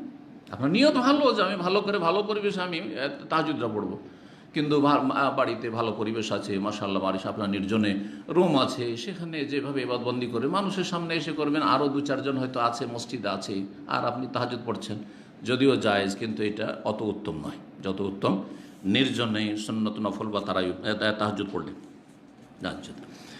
তো রাসূলুল্লাহ সাল্লাল্লাহু আলাইহি ওয়াসাল্লাম গভীর রাতে বেরোলেন, এক রাত, ফাসাল্লা ফিল মসজিদে সালাত আদায় করলেন। ওয়াসাল্লা রিজালুন বিসসালাতি, কিছু লোক জানতে পেরে নিয়েছেন, আছেন কিছু আল্লাহর বান্দা যে আছেন সাহাবায়ে কেরামদের, তারা তার সালাতে ইক্তেদা করে জামাতে অল্প কিছু লোক পড়লেন। সেদিন প্রথম দিন ছিল। ফাসবাহান নাসু, সকাল হইল, ফাতাহাদ্দাসু, আপোষে গল্প শুরু হইল যে আজকে রাসূলুল্লাহ সাল্লাল্লাহু আলাইহি ওয়াসাল্লাম রাত 12টা-1টার দিকে অথবা 11টার দিকে চলে এসছেন, আর তিনি সালাত শুরু করেছেন, তখন আমরা পিছনে লেগে গেছিলাম, আরে তোমরা গিয়েছো তো আমরা যাব, আজকের তো আমরা যাব। লোক সংখ্যা বেড়ে গেল। ফাজতামা আকসার মিনহুম, তার চাইতে বেশি সংখ্যায় লোকেরা জমা হয়ে গেল। ফাসাল্লা, নবী সাল্লাল্লাহু আলাইহি ওয়াসাল্লাম দ্বিতীয় রাতে সালাত আদায় করলেন। ফাসাল্লাউ মাহু, তার সাথে অন্যরাও যারা হাজির হয়েছিল তারাও সালাত আদায় করলো। নিষেধ করলেন, জামাত করলেন না, করলেন না, চলো হাজির হয়েছে জামাত। ফাসবাহান নাসু, সকাল হইল লোকজনের। ফাতাহাদ্দাসু, আপোষে গল্প করা শুরু করলো, একে অপরের সাথে কথাবার্তা বললো। ফাকাসুরা আহলুল মসজিদে, মসজিদের মুসল্লির সংখ্যা বেড়ে গেল। মিনাল লাইলাতি সাল, তৃতীয় রাতে আরও সংখ্যা বেড়ে গেল। ফাখারাজা রাসূলুল্লাহ সাল্লাল্লাহু আলাইহি ওয়াসাল্লাম, রাসূলুল্লাহ তৃতীয় রাতও বের হইলেন। তারপরে বলছেন যে ফাসল্লিয়া বিসলাতিহি, তার সালাতের ইক্তেদা করে যারা ছিলেন উপস্থিত তারা সালাত আদায় করলেন, মানে তারাবির সালাত পড়লেন, রাতের সালাত পড়লেন। ফালাম্মা কানাতিল লাইলাতুর রাবিয়া, এখন তো গোটা মদিনায় খবর পৌঁছে গেছে, হ্যাঁ, ধীরে ধীরে খবর ঘরে ঘরে পৌঁছে গেছে। চতুর্থ রাত যখন আসলো, আজেজাল মসজিদ আন আহলিহি, মসজিদের যারা মুসল্লি সংখ্যা বা যারা উপস্থিতি, তাদের কে সামলাতে পারছে না, মানে মসজিদে জায়গা হচ্ছে না, মসজিদে জায়গা হচ্ছে না, একবারে ভিড় ভাড় হয়ে গেছে। এত আগ্রহ নিয়ে মানুষ হাজির হয়েছে যে রাসূলুল্লাহ সাল্লাল্লাহু আলাইহি ওয়াসাল্লামের পেছনে এই গভীর রাতে আমরা কি করব, কিয়ামুল লাইল পড়বো, সালাতুল লাইল পড়বো, তারাবি পড়বো। মসজিদের সংকুলন হচ্ছে না। হাত্তা খারাজা লিসালাতিস সুবহি, রাসূলুল্লাহ সাল্লাল্লাহু আলাইহি ওয়াসাল্লাম বেরোলেন না। দেখতে পাচ্ছেন কিন্তু, কারণ নবী সাল্লাল্লাহু দূরে ছিলেন নাকি না, একটা কাপড়ের পর্দা একটু উঠেলি, মা আয়েশার ঘর থেকে একটু উঠেলে দেখতে পাওয়া যাচ্ছে যে রওজা, যে রিয়াজুল জান্নাহ, সেখানে একটু পর্দা উঠালে দেখতে পাওয়া যাচ্ছে। তার পাশে অন্যান্য যারা আজওয়াজ মুতাহহারাতের লাইন ধরে যে কিসমুন নেসা যে চলে গেছে, মা আয়েশা রাদিয়াল্লাহু আনহার কবর, নবী সাল্লাল্লাহু আলাইহি ওয়াসাল্লামের কবর যেটা, মা আয়েশার রুম সেটা, আর সেখান থেকে কিন্তু লাইন ধরে এভাবে দেখাইতে হবে, কারণ কেবলার দিকে তো নয়। মসজিদে নববীর কিবলা কোন দিকে আছে? দক্ষিণ দিকে, দক্ষিণের দিকে, ঠিক না? দক্ষিণের দিকে, তাহলে এইভাবে আছে মসজিদে নববী, ঠিক না? মসজিদ নববী, তাহলে মসজিদে নববীতে এখানে রওজা আর এইখানে মা আয়েশা রাদিয়াল্লাহু তাআলা আনহার কক্ষ, আর এইভাবে যে কিসমুন নেসা মহিলা সেকশন এইদিকে চলে যাচ্ছে, এগুলো সব ছিল 9 বিবির ছোট ছোট করে একটা করে কক্ষ, একটা করে হুজরা ছিল। একটা নবী সাল্লাল্লাহু আলাইহি ওয়াসাল্লামের এক বিবির ঘর মানে একটা ছোট্ট কক্ষ ছিল যাতে দুজন ঘুমানো যেত, আর তারপরে একটা ছোট্ট একটু উঠানের মতো ছিল যেটা ঘেরা ছিল। এরকম যেমন গ্রামের বাড়িগুলো, আমাদের গ্রামের গরিবদের বাড়ি দেখেছেন না, খড়ের বাড়িগুলো, একটা দুটা রুম আছে আর সামনে একটু উঠান, আঙ্গিনা ঘেরা আছে, হয়তো বাউন্ডারি খুব কম, আজকাল হয়েছে হয়তো, যে একসময় তো কিছুই ছিল না, খোলা থাকতো। তো আল্লাহু আকবার। তো নবী সাল্লাল্লাহু আলাইহি সাল্লাম চতুর্থ রাতে আর বেরোলেন না। হাত্তা খারাজা লিসালাতি সুবহ, ভোরের ফজরের সালাতের জন্য বেরোলেন। ফালাম্মা কাযাল ফাজরা, যখন ফজর সম্পন্ন করলেন, আকবালা আলান নাস, তখন জনগণের মুখামুখি হলেন, অর্থাৎ মুখ ফিরিয়ে বসলেন জনগণের দিকে। ফাতাশাহাদার, তারপরে খুতবাতুল হাজা, তাশাহুদ পড়লেন, মানে আশহাদু আল্লা ইলাহা ইল্লাল্লাহ ওয়া আশহাদু আন্না মুহাম্মাদান আবদুহু ওয়া রাসূলুহু, এটা হচ্ছে তাশাহুদ, এটা হচ্ছে তাশাহুদ। তো তার আগে তার মানে আল্লাহর হামদ ও সানা, ইন্নাল হামদালিল্লাহ নাহমাদুহু ওয়া নাস্তাঈনুহু, যেটা পড়েন সেটা পড়লেন। তাশাহুদ মানে হচ্ছে খুতবাতুল হাজা পড়লেন। সুম্মা কালা, তারপরে বললেন আম্মা বাদ, তাহলে খুতবাতুল হাজার পরে আম্মা বাদ বলা নবী সাল্লাল্লাহু আলাইহি ওয়াসাল্লাম সুন্নাত।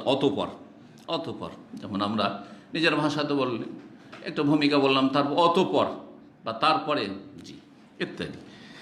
ফাইন্নাহু, তারপরে কি বলছেন নবী সাল্লাল্লাহু আলাইহি ওয়াসাল্লাম, ফাইন্নাহু লাম ইয়াখফা আলাইয়া মাকানুকুম, তোমাদের অবস্থান আমার ওপর অস্পষ্ট ছিল না, মানে তোমাদের যে অবস্থান, তোমরা মসজিদে যত ভিড়ভাড় করে জমা হয়েছো এই আশা নিয়ে যে আমার পিছনে ইক্তেদা করে তোমরা তারাবি পড়বে, কিয়ামুল লাইল পড়বে, এটা আমার অজানা ছিল না, আমার সব খবর আছে, সব জানছি, সব দেখতে পেয়েছি আমি, জি।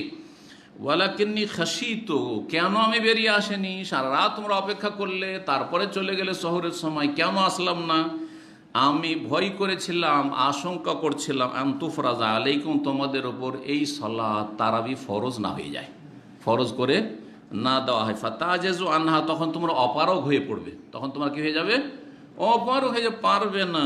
ফাতুফিয়া রাসূলুল্লাহ সাল্লাল্লাহু আলাইহি ওয়াসাল্লাম ওয়াল আমরু আলা যালিক, রাসূলুল্লাহ সাল্লাল্লাহু আলাইহি ওয়াসাল্লাম এই অবস্থাতে ইন্তেকাল করে গেলেন, মানে 30 দিনের জামাত করলেন না, ওই 3টা দিন পড়ালেন আর পড়লেন না, ওইভাবেই চলতে থাকলো। মানুষ নিজের নিজের বাড়িতে বা কেউ মসজিদে আসে পড়ে, এইভাবে চলতে থাকলো। আবু বকর সিদ্দিকের জামানায়ও চলতে থাকলো, আগের হাদিসটাকে মিললেন। তারপরে ওমর রাদিয়াল্লাহু তাআলা শুরুতে কিছুদিন এরকম চলতে থাকলো, তারপরে প্রতিদিনের জামাত কায়েম করে দেওয়া হলো। সর্বশেষ হাদিস, জি, 2013। এতক্ষণ পর্যন্ত যেগুলি আমরা আলোচনা করলাম সেগুলিতে প্রথম একটু আমরা দেখে নিই, পর্যালোচনা করি। প্রথম হাদিসে ছিল কি, প্রথম দুটি হাদিসে যে এই তারাবি ফজিলত, তারাবির ফজিলত, মহত্ব, গুণাগুণ কি পাবেন আপনি। তারপরে তারাবি একা একা মানুষ পড়তো, বা 2-4 জন একসাথে হয়ে গেল, পড়লো, চলো তুমি এমতি করো, আমরা তোমার পিছনে পড়ছি, এভাবে বিক্ষিপ্ত হয়ে পড়তো, কেউ বাড়িতে কেউ মসজিদে, এইভাবে পড়তো। বা জামাত 30 দিন ছিল না। কখন এটা শুরু হইল জামাত সহকারে, ওমর রাদিয়াল্লাহু তাআলা জামানে ওমর রাদিয়াল্লাহু তাআলা শুরু করলেন, উবাই ইবনে কাবের এমামতিতে শুরু করলেন, সেটা জানলাম আমরা তৃতীয় হাদিস দিয়ে। তারপরে জানতে পারলাম যে শুধু ওমর রাদিয়াল্লাহু তাআলা শুরু করলেন এই তারাবি, নাকি রাসূলুল্লাহ সাল্লাল্লাহু আলাইহি ওয়াসাল্লাম জামাত করে তারাবি পড়িয়েছেন, এটাও জানতে পারলাম। সেটা জানলাম যে নবী সাল্লাল্লাহু আলাইহি ওয়াসাল্লাম 3 দিন জামাত করে পড়েছেন আর পড়িয়েছেন, ইমামতি করেছেন, আর বাকি দিনগুলো করেননি। কেন করেননি? যদিও সেটা উত্তম ছিল, হ্যাঁ, এই আশঙ্কায় যে যদি ফরজ হয়ে যায়, আর আল্লাহ না করে ফরজ হয়, ফরজ হলে মুশকিল হয়ে যাবে আমার উম্মতের জন্য। আর উম্মতের জন্য তিনি বিল মুমিনিনা রাউফুর রহিম, অত্যন্ত স্নেহশীল ছিলেন, দয়ালু ছিলেন রাসূলুল্লাহ সাল্লাল্লাহু আলাইহি ওয়াসাল্লাম রাহমাতুল লিল আলামিন।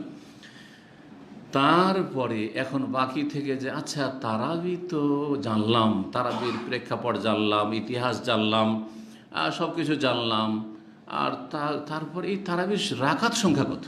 তারাবির রাকাত সংখ্যা কত? রাকাত সংখ্যা কত? এখন এইটাই কত জেনে নেন। আচ্ছা, তারপরে আর একটা জিনিস, যে তারাবি আর তাহাজ্জুদ আলাদা জিনিস না, ওইটা একটাই, এইটাও জানা যাবে এই হাদিস দিয়ে, সর্বশেষ হাদিস দিয়ে। হাদিস 2013 নম্বর হাদিস, ইমাম বুখারী রাহিমাহুল্লাহর কিতাবের।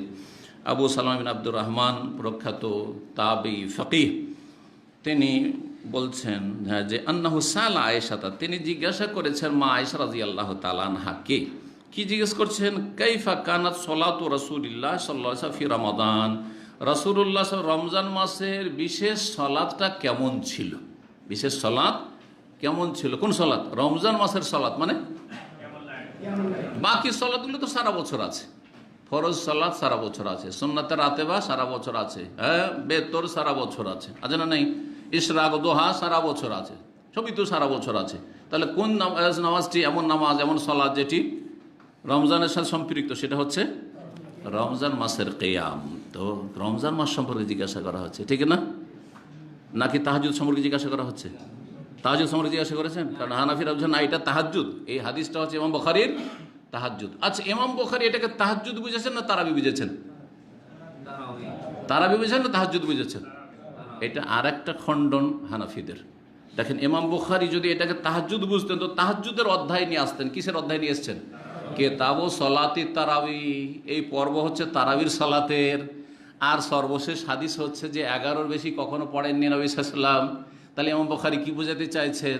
যে তারাবি হচ্ছে 11 রাকাত, আর ওইটিরই কয়েকটি নাম আছে, আলাদা কোনো নামাজ তারাবি আর আবার তাহাজ্জুদ আলাদা, এমনটা নয়। আসলে এটা অবাস্তব কথা, ভুল কথা। তো জিজ্ঞেস করছেন আবু সালমা মা আয়েশা রাদিয়াল্লাহু তাআলা আনহাকে, আচ্ছা স্ত্রীর চাইতে বেশি কেউ জাননেওয়ালা আছে? কেউ আছে? কার সম্পর্কে? এমনকি বাপ মাও না জানতে পারে, বাপ মা ভাই বেরাদর না জানতে পারে যে আমি তাহাজ্জুদ পড়ি আর না পড়ি, ঠিক না? আর যদি পড়ি তো কতক্ষণ পড়ি, হ্যাঁ, কেমন পড়ি, কোথায় পড়ি, সব খবর স্ত্রী আছে। কিন্তু বাড়িতে যদি থাকে তো স্ত্রীকে অবশ্যই খবর আছে, নাই? যারা একসাথে থাকছেন আর কি, আপনার প্রবাসে হয়তো এখানে তাহাজ্জুদ শুরু করেছেন, স্ত্রী নাও জানতে পারে, সেটা ভিন্ন বিষয়। কিন্তু আসল হচ্ছে যে স্বামী স্ত্রী একসাথে বসবাস করছেন, তো আপনার স্ত্রীর চাইতে বেশি আর কেউ জাননেওয়ালা। আর সেই স্ত্রী যদি আবার সবচেয়ে প্রিয়তমা স্ত্রী হয়, হ্যাঁ, তাহলে তার সাথে সব কিছু শেয়ার হচ্ছে, হচ্ছে না? হচ্ছে না? তাহলে মা আয়েশা রাদিয়াল্লাহু তাআলা আনহার কাছে যে জ্ঞান রয়েছে নবী সাল্লাল্লাহু আলাইহি ওয়াসাল্লাম রাতের এ গোপনীয় ইবাদত সম্পর্কে, সেটা আর কারো কাছে থাকতে পারে না, আর কারো কাছে থাকতে পারে না। তো তাকে জিজ্ঞাসা করা হচ্ছে যে রমজান মাসে রাসূলুল্লাহ সাল্লাল্লাহু আলাইহি ওয়াসাল্লাম স্পেশাল সালাত, মানে তারাবি, তাহাজ্জুদ, কিয়ামুল লাইল, কিয়ামে রমাদান কেমন ছিল? ফাকালাত, মা আয়েশা বলেন, মা কানা ইয়াজিদু ফি রমাদানা ওয়ালা ফি গায়রিহি, রাসূলুল্লাহ সাল্লাল্লাহু আলাইহি ওয়াসাল্লাম রমজান মাসে হোক, ওয়ালা ফি গায়রিহি, অথবা অন্য কোনো মাসে হোক, গোটা বছর বেশি করতেন না। মা কানা করতেন না, ইয়াজিদু বেশি, এক একটা শব্দ শুনে নেন। মা কানা করতেন না, ইয়াজিদু বেশি, ফি রমাদান রমজানে, ওয়ালা ফি গায়রিহি অথবা অন্য কোনো মাসে, আলা ইহদা আশারাতা রাকাতান, 11 রাকাতের চাইতে, 11 রাকাতের বেশি কখনো সালাত পড়তেন না রাসূলুল্লাহ সাল্লাল্লাহু আলাইহি ওয়াসাল্লাম। কিন্তু 11 রাকাত সালাতের কোয়ালিটি এই আমাদের আধা ঘন্টারও কোয়ালিটি ছিল না, হ্যাঁ, আর 20 রাকাতও সংখ্যা ছিল না। বোঝা গেছে না?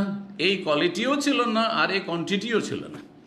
20 রাকাতওয়ালা যারা, এই 20 রাকাতও পড়েননি নবী সাল্লাল্লাহু আলাইহি ওয়াসাল্লাম, আর এই এত সংক্ষেপে পড়েননি যে আধা ঘন্টা 40 মিনিটের মধ্যে তাড়াতাড়ি শেষ করতে পারবেন, না হলে মসজিদ খুঁজবে। বর্তমান অবস্থা, আশেপাশে সব খবর রাখে এলাকার মুসল্লিরা, যে সবচাইতে সংক্ষেপে শর্ট তাড়াতাড়ি কোন জায়গায় হয়, ওই মসজিদের জায়গা পাওয়া যায় না। 14 বছর বাস করেছি পাশের মহল্লায় হাইনাখিলে, এখানে পাশাপাশি 4টি মসজিদ আছে, অর্থাৎ আমার বাসা থেকে যে কোনো 4টি মসজিদে গেলে 2 মিনিট, 3 মিনিট, 4 মিনিট, 5 মিনিট, মানে 4টা মসজিদে এইরকম আর কি। একটা মসজিদ 2 মিনিটে যাওয়া যাবে, আরেকটা 3 মিনিট লাগবে, আরেকটা 4 মিনিট, আরেকটা 5 মিনিট লাগবে। কথা বোঝা গেছে? তার মধ্যে একটি মসজিদ সবচাইতে এক্সপ্রেস, একদম রাজধানী এক্সপ্রেস। ভারতের রাজধানী এক্সপ্রেস ট্রেনটা সবচেয়ে বেশি চলে, ওই জন্য রাজধানী এক্সপ্রেস বললাম। তো ওখানে এত ভিড় হতো যে ফরজের একামত হওয়ার পরে যদি জানতো মসজিদের জায়গা নেই, মসজিদের জায়গা নেই, ফুল হয়ে আছে। আর যেখানে সবচেয়ে লম্বা ওই কাম্বার আনসারি তো সবচেয়ে লম্বা হইতো, ওখানে যদি দেখছি যে তেলাওয়াত কারি খুব সুন্দর, তখন কিছু লোক কোয়ালিটিওয়ালা দূর দূর থেকে আসে। আর যদি দেখে যে না ওই রকমই, তাহলে আর নাই। একটা মসজিদে কেরাতও অত সুন্দর না, আর দেরিও করে, তো এই মসজিদে 1 লাইন 2 লাইন, বাস 1 লাইন 2 লাইন, আর অন্য মসজিদে জায়গা পাওয়া যায় না। এ হলো অবস্থা। আল্লাহ আমাদেরকে যেন হেদায়েত দান করেন।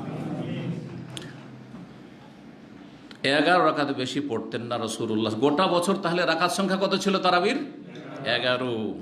এখন শোনেন কোয়ালিটি কেমন ছিল, বলছি ইউসাল্লি আরবান ফালা তাসআল আন হুসনিহিন্না ওয়া তুলিহিন্না। রাসূলুল্লাহ সাল্লাল্লাহু আলাইহি ওয়াসাল্লাম প্রথম যে 4 রাকাত পড়তেন এত দীর্ঘায়িত করতেন, ফালা তাসআল আন হুসনিহিন্না ওয়া তুলিহিন্না, তার সৌন্দর্য সম্পর্কে এবং তার দীর্ঘতা সম্পর্কে জিজ্ঞাসাই করিও না। এটা হচ্ছে বাকভঙ্গি। আমরা বলি আরে বলিও না এর কথা, হয় ভালো বলতে গিয়ে অথবা খারাপ বলতে গিয়ে আমরা এই ভাষাটা প্রয়োগ করি। কারো প্রশংসা করছি এত ভালো, আর বলিও না, এর সম্পর্কে কিছু বলিওই না, এত ভালো, এটাও করি। আবার খারাপকেও এরকম করে বলি আমরা, আরে এত খারাপ, এর সম্পর্কে বলিও না, তুমি বলা লাগবে না, এমন খারাপ। কথা বুঝে গেছেন? তো 2 ক্ষেত্রে কিন্তু এই আপনার এই যে অলংকার আর এই ভাষাটা আমরা প্রয়োগ করে থাকি। মায়ের সাথেই বলছেন 4 রাকাত যে প্রথম পড়তে জিজ্ঞাসাই করিও না তার সৌন্দর্য সম্পর্কে এবং দীর্ঘতা সম্পর্কে, এত লম্বা করে পড়তেন, এত সুন্দর পড়তেন। সুম্মা ইউসাল্লি আরবান, তারপরে আবার 4 পড়তেন, ফালা তাসআল আন হুসনিহিন্না ওয়া তুলিহিন্না, জিজ্ঞাসাই করিও না তার সৌন্দর্য এবং তার দীর্ঘতা সম্পর্কে। সুম্মা ইউসাল্লি সালাসান, তারপরে 3 পড়তেন। ফাকুলতু ইয়া রাসূলাল্লাহ, তখন আমি বললাম, মা আয়েশা বলছেন যে হে আল্লাহ রাসূল, আতানামু ক্বাবলা আন তুতিরা, আপনি বেতর না পড়ে ঘুমিয়ে যাচ্ছেন, বেতর না পড়ে আপনি ঘুমিয়ে যাচ্ছেন। কালা ইয়া আয়েশা, হে আয়েশা শোনো, ইন্না আইনাইয়া তানামান, আমার 2 চোখ শুধু ঘুমায়, ওয়ালা ইয়ানামু কলবি, কিন্তু আমার হৃদয় কলব ঘুমায় না। নবী সাল্লাল্লাহু আলাইহি ওয়াসাল্লাম এটি খুসুসিয়াত, বৈশিষ্ট্য, যেটা কোনো মানুষের নেই। আমাদের যখন চোখ ঘুমিয়ে যায় তখন শরীরের অঙ্গ প্রত্যঙ্গগুলি সব অসাড় হয়ে যায়, ঘুমিয়ে যায়, আর যেটাকে আখুল মত বলা হয়েছে, মৃত্যুর ভাই, মৃত্যুর সদৃশ্য। আর তারপরে অচেতন, নাক ডাকছে, নিজের খবর নিজে রাখেন না। যদি আপনার বিবি সাহেবের রেকর্ড করে রেখে দেয়, পরে শোনায়, তখন বিশ্বাস করুন, নাহলে বিশ্বাসই করবেন না। যাদের প্রথম নাক ডাকা শুরু হয়েছে বিশ্বাসই করবেন না আপনি। কিন্তু রেকর্ড করে, আমার এই আলোচনা যদি কারো ওয়াইফ শোনে আর যদি নাক ডাকা পার্টি হন, তাহলে রেকর্ড করে মানে পরে শোনাইবে যে তুমি কত ডিস্টার্ব করো। দেখো, এমন মহিলা আছে ও স্বামীর কাছে ঘুমাইতে পারেন না, ওর নাক ডাকার কারণে আর এক রুমে গিয়ে ঘুমায়, এরকম আছে। এর বিপরীতও থাকতে পারে। তো মানুষের হাতে না। আমাদের যদি এমনটা কিছু হয় তাহলে আমরা অচেতন, কোনো খবর রাখি না। কারণ আমাদের চোখও ঘুমায়, অঙ্গ প্রত্যঙ্গ ঘুমায়, আমাদের কলবও ঘুমায়, মানে উপলব্ধি শক্তি থাকে না ঘুমের অবস্থায়, ঠিক না? পক্ষান্তর রাসূলুল্লাহ সাল্লাল্লাহু আলাইহি ওয়াসাল্লামের শরীর অঙ্গ প্রত্যঙ্গ ঘুমায়, তো চোখ ঘুমাচ্ছে, মানে বিশ্রামের প্রয়োজন, চোখের বিশ্রামের প্রয়োজন আছে, শরীরের বিশ্রামের প্রয়োজন আছে, ও বিশ্রামটা হয়ে যাচ্ছে। কিন্তু কলবে যে উপলব্ধি করা, কি ঘটছে না ঘটছে, কি হচ্ছে না হচ্ছে, পুরো সব কিছু উপলব্ধি করতে রাসূলুল্লাহ সাল্লাল্লাহু আলাইহি ওয়াসাল্লাম। কেন আল্লাহ এই খুসুসিয়াত, এই বৈশিষ্ট্য নবীর সঙ্গে দিয়েছিলেন যেটা কাউকে দেননি? এই জন্য এই যে ঘুমের অবস্থাতে বহু সময় ওহী আসতো, এবং আম্বিয়াদের স্বপ্ন হচ্ছে ওহী। গভীর ঘুমে যদি থাকেন আর কলবটাও যদি ঘুমিয়ে যায়, তাহলে ওহীগুলো তো পুরোপুরি আয়ত্ত করা যাবে না, মিস হয়ে যাবে। এমনটা যাতে না হয়, এর উদাহরণ আপনাকে বোঝাচ্ছি। স্বপ্ন দেখি আমরা, কখনো কখনো স্বপ্নটা একদম পুরোপুরি মনে থাকে, আর কখনো কোনো স্বপ্ন পুরো মনে থাকে না, নিজের স্বপ্ন নিজে ভুলে যান। অনেক সময় আমরা বলি যে আজকে একটা খুব চমৎকার স্বপ্ন দেখেছি, কিন্তু পুরো স্বপ্নটা মনে নেই, ভুলে গেছি। পুরো ঘটনাটা কিন্তু আর মনে থাকেন না, কিছুটা মনে আছে যে খুব মজা লেগেছে, স্বপ্নটা দেখতে খুব মজা লেগেছে, কিন্তু বুঝতে পারছেন না যে আরও কী হলো, আরও কী হলো, কিচ্ছু বুঝেন না, ঠিক না? কারণ আপনার কলব উপলব্ধি করতে পারেনি। কিন্তু হয়তো এমন ঘুমের সময় ছিলেন, কিন্তু কখনো কখনো কি থাকে, পেট খালি থাকে, ঘুম হালকা থাকে, আর এটা শেষ রাতে হয়। প্রথম রাতে তো পেট ভর্তি আছে, আর ঘুমটা গভীরভাবে এসেছে, ক্লান্তির পরে এসেছে, যার পর প্রথম রাতের স্বপ্নগুলি অনেক সময় কী হয়ে যায়, মানে কি দেখেছেন আর কি বলছেন হয়তো আপনি ঠিক করে বলতে পারছেন না। শেষ রাতে পেট খালি, শরীর আরাম পেয়ে গেছে, ঘুমটাও হালকা হয়ে আছে, ওই সময়ের স্বপ্নের তাবির এই জন্য বেশি ভালো হয়। কারণ ওই সময় যে স্বপ্নটা আপনি বয়ান করছেন, যে আপনার স্বপ্নের তাবির করবে বিবরণদাতা তার সামনে, সেটা আপনি সুন্দরভাবে উপস্থাপন করতে পারছেন। জি, এটা হচ্ছে রহস্য।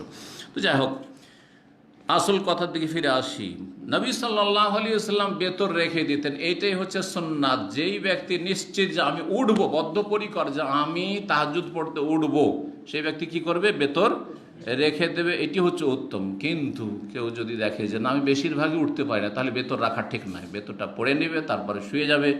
মাঝে মধ্যে উঠতে পারলো, যখন উঠতে পারলো জোড়া জোড়া পড়বে, আর বেতর পড়বে না। কারণ নবী সাল্লাল্লাহু আলাইহি ওয়াসাল্লাম হাদিসে রয়েছে লা বিতরানা ফি লাইলা, এক রাতে দুইবার বেতর নেই, দুইবার বেতর নেই। সুতরাং জোড়া জোড়া 8 রাকাত, 10 রাকাত, 6 রাকাত, 4 রাকাত এইভাবে পড়ে নেবেন। জি, তো এই ছিল হাদিস। এখন এই হাদিস থেকে অনেকে মনে করে, বা কেউ কেউ মনে করে যে 4 রাকাত করে তারাবি পড়া যাবে, 4 রাকাত করে তারাবি পড়া যাবে। এটা ভুল বুঝেছে। মা আয়েশা বলছে ইউসাল্লি আরবান, 4 পড়তেন। এখান থেকে ভেবেছে যে ওই 4 এক সালামে তা 4 পড়তেন, কিন্তু এই কথা আছে নাকি এতে? প্রথম 4-এর কোয়ালিটি এরকম ছিল, তারপরের 4-এর এই কোয়ালিটি ছিল, এইটা বর্ণনা করা হয়েছে। কিন্তু এখানে তো এটা বলা হয়নি যে 4 রাকাত এক সালামে পড়েছেন। ইন্ডিয়া বাংলাদেশে আমি দেখেছি এরকম কোনো মসজিদে দেখি যে 4 রাকাত তারাই পড়ছে একসাথে, এক সালামে 4 রাকাত এক সালামে পড়ছে না। কারণ নবী সাল্লাল্লাহু আলাইহি ওয়াসাল্লাম বলছে সালাতুল লাইলি মাসনা মাসনা, বিশেষ করে রাতের কথা এসেছে। অন্য হাদিসে তো দিনের কথা হয়েছে, সালাতুল লাইলি ওয়ান নাহার, এ মাসনা, দিন রাতের নফল সুন্নাত নামাজ তোমরা কি পড়ো, 2 করে পড়ো। তো এই জন্য 2 করে পড়াই হচ্ছে সুন্নাত, 4 করে নয়। 4 করে পড়া সুন্নাত নয়, হবে না আল্লাহু আলাম, বলতে পারবো না। কিন্তু নবী সাল্লাল্লাহু আলাইহি ওয়াসাল্লামের এই হাদিস ওর দলিল নয়। এটা কি যদি দলিল পেশ করে তার ভুল বুঝেছে, বোঝা গেছে না? তারপরে 4 পড়ে মা আয়েশা 4 বললেন, তারপরে আবার 4 কেন, ভেঙে কেন বললেন? একসাথে বলে দিতেন যে 8 রাকাত পড়লে ইউসাল্লি সামানি, আর জিজ্ঞাসা করি এত সুন্দর করে পড়তে, একসাথে বলতেন। তো এখান থেকে একটা জিনিস বোঝা যাচ্ছে যে হতে পারে নবী কারীম 4 পড়ার পরে একটু বিরতি দিয়েছেন, হতে পারে। এই কথাটি নেওয়া যেতে পারে, এখান থেকে নেওয়া যেতে পারে। আর তারই ভিত্তিতে পরে এই আমলটি চালু হয়েছে, যখন দীর্ঘ সময় ধরে তারাবি চলছে, আর সে সময় 4-এর পরে একটু বিশ্রাম করা। আর মানুষের হিম্মতও ওইভাবে নেই, যেমন নবী সাল্লাল্লাহু আলাইহি ওয়াসাল্লাম আর সাহাবায়ে কেরামের প্রথম যুগে ছিল। ধীরে ধীরে হিম্মত কমে আসছে মানুষের, এই জন্য 4 রাকাতের পরে একটু বিশ্রাম দেওয়া, আর তারপরে আবার 2 পড়া, আবার 2 পড়া, এভাবে 2 করে এক কথায় সালাম ফিরতে হবে। আচ্ছা, তারপরে বেতর সম্পর্কে যে সময় ওসাল্লি সালাসান 3 বলা হয়েছে, তার মানে এই ধরে নেবেন না যে 3 রাকাত একসাথেই বেতর নবী সাল্লাল্লাহু আলাইহি ওয়াসাল্লাম পড়েছেন, এটাও নিশ্চিত না। কিন্তু জায়েজ, কেউ যদি 3 রাকাত এক সালামে পড়ে তাও জায়েজ, কিন্তু 2 রাকাতের পরে মাগরিবের মতো তাশাহুদ পড়বে না। এই মর্মে তাশাহুদ পড়া যে হাদিস সেটি দুর্বল। তাহলে হানাফি যে আমলটি রয়েছে বেতরে, সেটি হচ্ছে জয়ীফ, দুর্বল। কথা বুঝতে পারছেন? আর সহিহ হচ্ছে 3 যদি পড়েন তো মাঝখানে কোনো তাশাহুদ না, 1 পড়লেন, 2 পড়লেন, সরাসরি উঠে গেলেন, 3 পড়লেন, একসাথে এক সালামে 3 পড়বেন, এটাও করতে পারেন। আবার বেশি সহিহ হাদিসগুলি যেগুলো এসছে যে তোমরা 2 পড়ো, আর শেষখানে 1 রাকাত পড়ো, তো 1 রাকাত নবী সাল্লাল্লাহু আলাইহি ওয়াসাল্লাম নিজেও পড়েছেন, মানে বিচ্ছিন্ন 1 রাকাত। এই নয় যে 1 রাকাত দিয়ে 3 করলেন, মানে 2-এর সাথে 1 অ্যাড করলেন। হানাফিরা আবার ওই হাদিসগুলো তাবিল করে, কি তাবিল করে তারা? ভুল ব্যাখ্যা করে যে ওই 2-এর সাথে 1কে মিলিয়ে নিয়েছেন, 1 আলাদা পড়েননি। এই জন্য হানাফি মতে 1 রাকাত বলে কোনো নামাজই নেই, এই ধরনের কথা বলে। কিন্তু আসলে স্পষ্ট হাদিস রয়েছে রাকাতান ওয়াহিদা, সাল্লা রাকাতান ওয়াহিদা, সাল্লা ওয়াহিদা, 1 রাকাত বেতর। এই জন্য আরব দেশে আলহামদুলিল্লাহ এই বেশি সহিহ সুন্নাহর আমল রয়েছে। হারমাইন শরীফেনও এই বেশি সহিহ সুন্নাহর আমল রয়েছে। 2 রাকাত পড়ে নিয়ে সাফা, আর তারপরে 1 রাকাত 2 রাকাত সালাম ফেরার পরে আবার 1 রাকাত পড়া হয়। 3টাই বেতর বলতে পারেন, আর 1 রাকাতও বেতর বলতে পারেন। এই ক্ষেত্রে 3 রাকাতকেও বেতর বলতে পারেন, আবার 1 রাকাতকে বেতর বলতে পারেন। এই বলাতে কোনো যায় আসে না। এখানেই আজকের আলোচনা শেষ হচ্ছে। শেষখানে একটি কথা বলি। আমি নোট করেছিলাম যে হানাফি ওলামায়ে কেরামগণ পড়ে গেছে মনে হয় প্রথম থেকে।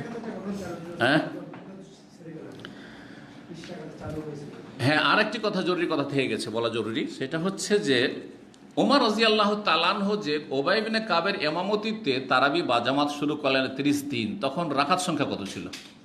রাকাত সংখ্যা 11 ছিল।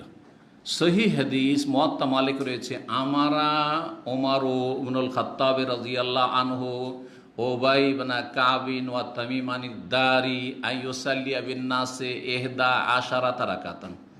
উবাই ইবনে কাবকে, তামিম দারিকে বললেন যে তোমরা লোকজনকে তারাবি পড়াও কত রাকাত? 11 রাকাত। এর সনদ সহি, এর সনদ হচ্ছে সহি। পক্ষান্তরে যেই হাদিসটিতে রয়েছে কানান নাসু ফি জামানে ওমর ইবনে খাত্তাব, লোকেরা ওমর ইবনে খাত্তাবের যুগে আমলে ইউসাল্লুনা 20 রাকাতান, 20 রাকাত পড়তো, এই হাদিসের সনদ হচ্ছে মুনকাতে, বিচ্ছিন্ন, জয়ীফ, বিচ্ছিন্ন হাদিস। সুতরাং হাদিস হচ্ছে জয়ীফ, দুর্বল, সহি নাই। তো ওমর রাদিয়াল্লাহু তাআলা কিন্তু কত হুকুম করেছিলেন? আমারা, আগের হাদিস যেটা বললাম সহি হাদিস, হুকুম ছিল কত? 11 রাকাত। কিন্তু সাহাবায়ে কেরামদের আমলে বিক্ষিপ্তভাবে কেউ 20 পড়তো, কেউ তার বেশি পড়তো, কেউ তার কম পড়তো, এটা ছিল। এখনও যারা আমরা 8 রাকাত পড়ছি জামাতে মসজিদে, আমরা যদি নিজের ঘরে কেউ 20, 30, 40 পড়ি, বাধা আছে নাকি? বাধা আছে? কোনো বাধা নেই, কোনো বাধা নেই। এইটা হচ্ছে উদ্দেশ্য। তো লোকেরা সারা রাত জাগতে হবে, কেউ অল্প রাকাত পড়তো কিন্তু লম্বা কোয়ালিটি পড়তো, উদ্দেশ্য হচ্ছে রাত জাগা। আর লম্বা করে পড়াটা বেশি কষ্টকর, যার ফলে কেউ কেউ করতো কি, যে রুকু সেজদাগুলো শর্ট করে দিল, কিয়ামটাকে শর্ট করে দিল, আর রাকাত সংখ্যাকে বাড়িয়ে দিল। এইটা ইমাম মালিক রাহিমাহুল্লাহর জামানা আস্তে আস্তে 10 রকমের আমল পাওয়া যায়। 10 রকমের আমল পাওয়া যায় তারাবির ক্ষেত্রে। সর্বনিম্ন হচ্ছে 11 রাকাত, আর সর্বঊর্ধ্বে 41 রাকাত।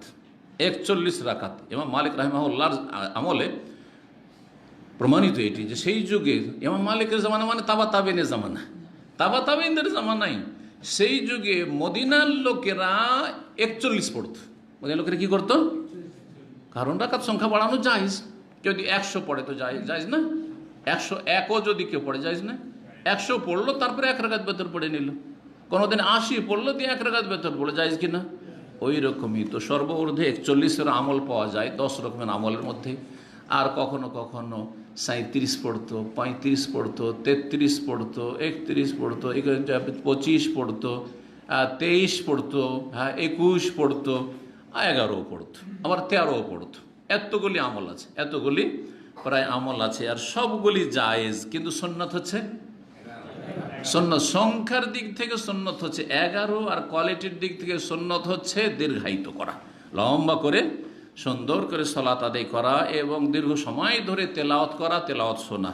এখানে আজকের আলোচনা শেষ করছি। ওয়া সাল্লাল্লাহু ওয়া সাল্লাম আলা নবিয়ানা মুহাম্মদ ওয়া আলা আলিহি ওয়া সাহবিহি আজমাইন। একটি জিনিস থেকেছে বারবার করে আপনাদের জন্য নোট করেছিলাম, যে হানাফি ওলামারা যারা বলেছে যে তারাবি আর তাহাজ্জুদ একই জিনিস, আর তারাবির সংখ্যা হচ্ছে 11 রাকাত, তারাবির সংখ্যা হচ্ছে 11 রাকাত, তাদের প্রখ্যাত ইমাম ইবনুল হুমাম ফথুল কাদির হেদায়া, যে সবচেয়ে বড় হানাফি কিতাব, এই হানাফি কিতাবের শারহা মানে ভাষ্য, সবচেয়ে ভালো ভাষ্য এটি, এর প্রথম খণ্ড 333 পৃষ্ঠায় আলোচনা করেছেন যে তারাবির সংখ্যা হচ্ছে 11 রাকাত।